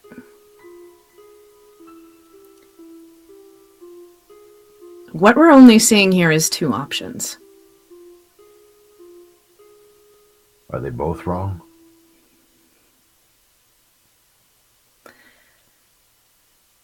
When we were with the stone giants, I was also presented with the contrast between the imprisoned spirit and one flying free causing chaos. And I said there had to be another way, a third option. In the shell game, there are 3 shells. This pattern keeps repeating. If we have these 2 options, where is our third? Shell game. Like I think at this point, Zorath is remembering the shell game that Mugen played on him in the temple, and he is still under the effect of this calm emotion spell, but he is just saying, "I don't care for that one's games." And I think this is all a waste of time. Do turn back to Melicant. Do you even have it? Are you sure you have it? She, make an insight check. I'm still tired. I will laugh so hard if she... Natural 1. Yeah, Natural 1? I'm still way too tired. She says, I've got it safe where no one can reach it. And as far as you can tell, she's telling the truth. Right. Yeah, what if she left it with carrot and stick? I'd laugh so hard. Can you reach it, Malacanth?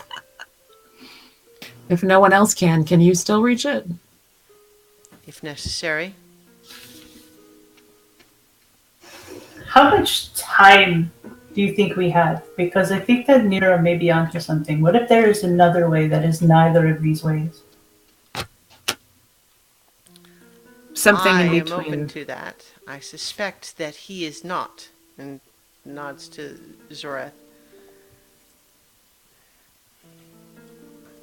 Yes, like what is the time frame here? Like what are we talking about? What if we just I mean the moment isn't going anywhere, is it?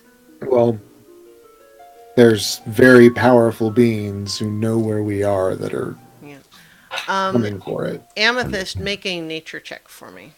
There's also tears that are happening. 11.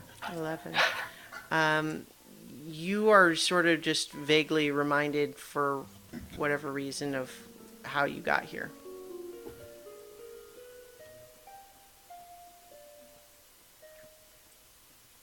Yo, So where did you come from? Yeah. Where did you come from? Crawled through the table. And I think that, what Zoreth says is, the fissures that you've seen are only becoming more and more frequent. And the ones that we see are the tiniest fraction because they occur everywhere and they are between other planes that we don't see. And they're just going to accelerate until the entire universe shatters apart. Well, surely that's not going to happen in like a week. So I tell them that, I had this weird instance where I was climbing a tree that was kind of phasing in and out, and I ended up here. And that seems weird, right? I mean, And A tree! I It mean, doesn't sound weird to A me. tree! I mean, let's be What honest. did this Emma's tree just look like? pretty weird to begin with. No offense, but weird stuff just sort of happens around you. I learned how to travel through planes on the tree. Well, the tree. well, I mean, I don't really know what happened. I just felt a pull to follow it, and it popped me out on the table here. And I don't really understand how, because I was on another plane of existence completely. So I don't know. We traveled through the The emerald fairies- tree. Portal was We traveled under through a an emerald tree. tree. Yes, that is And, how I learned how to planar travel.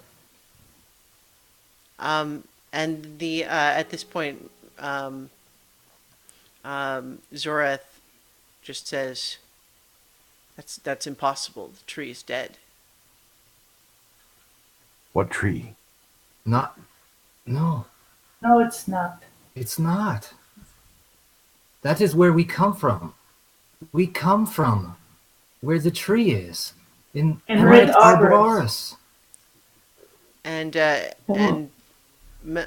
Zoreth kind of just says, "That is a dead end. You asked me to look into it, to meditate on what I saw. I'm telling you, what I saw was that it was dead." But if she traveled on the tree, then it's not dead. We have If only it's the her word same- for that. Wait a minute. Are you questioning my word? At this point, I think the calm emotion spell has worn off, and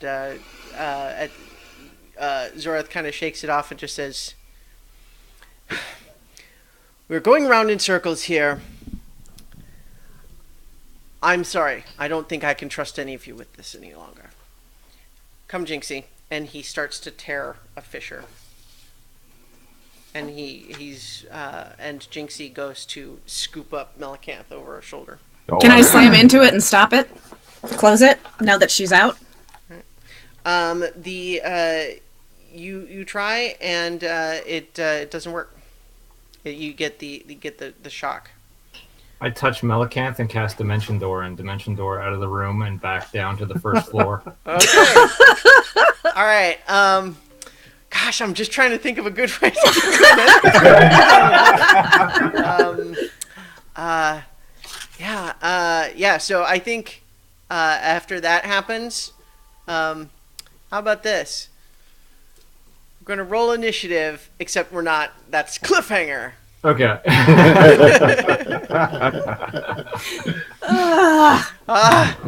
So sorry, it was kind of a stretchy No, anticlimax. it's fine. It's fine. Yeah. But man, this fine. is just like everything's been kind of building to this for a while. So, I mean, I have expected the universe to explode midway through that conversation. Kept going.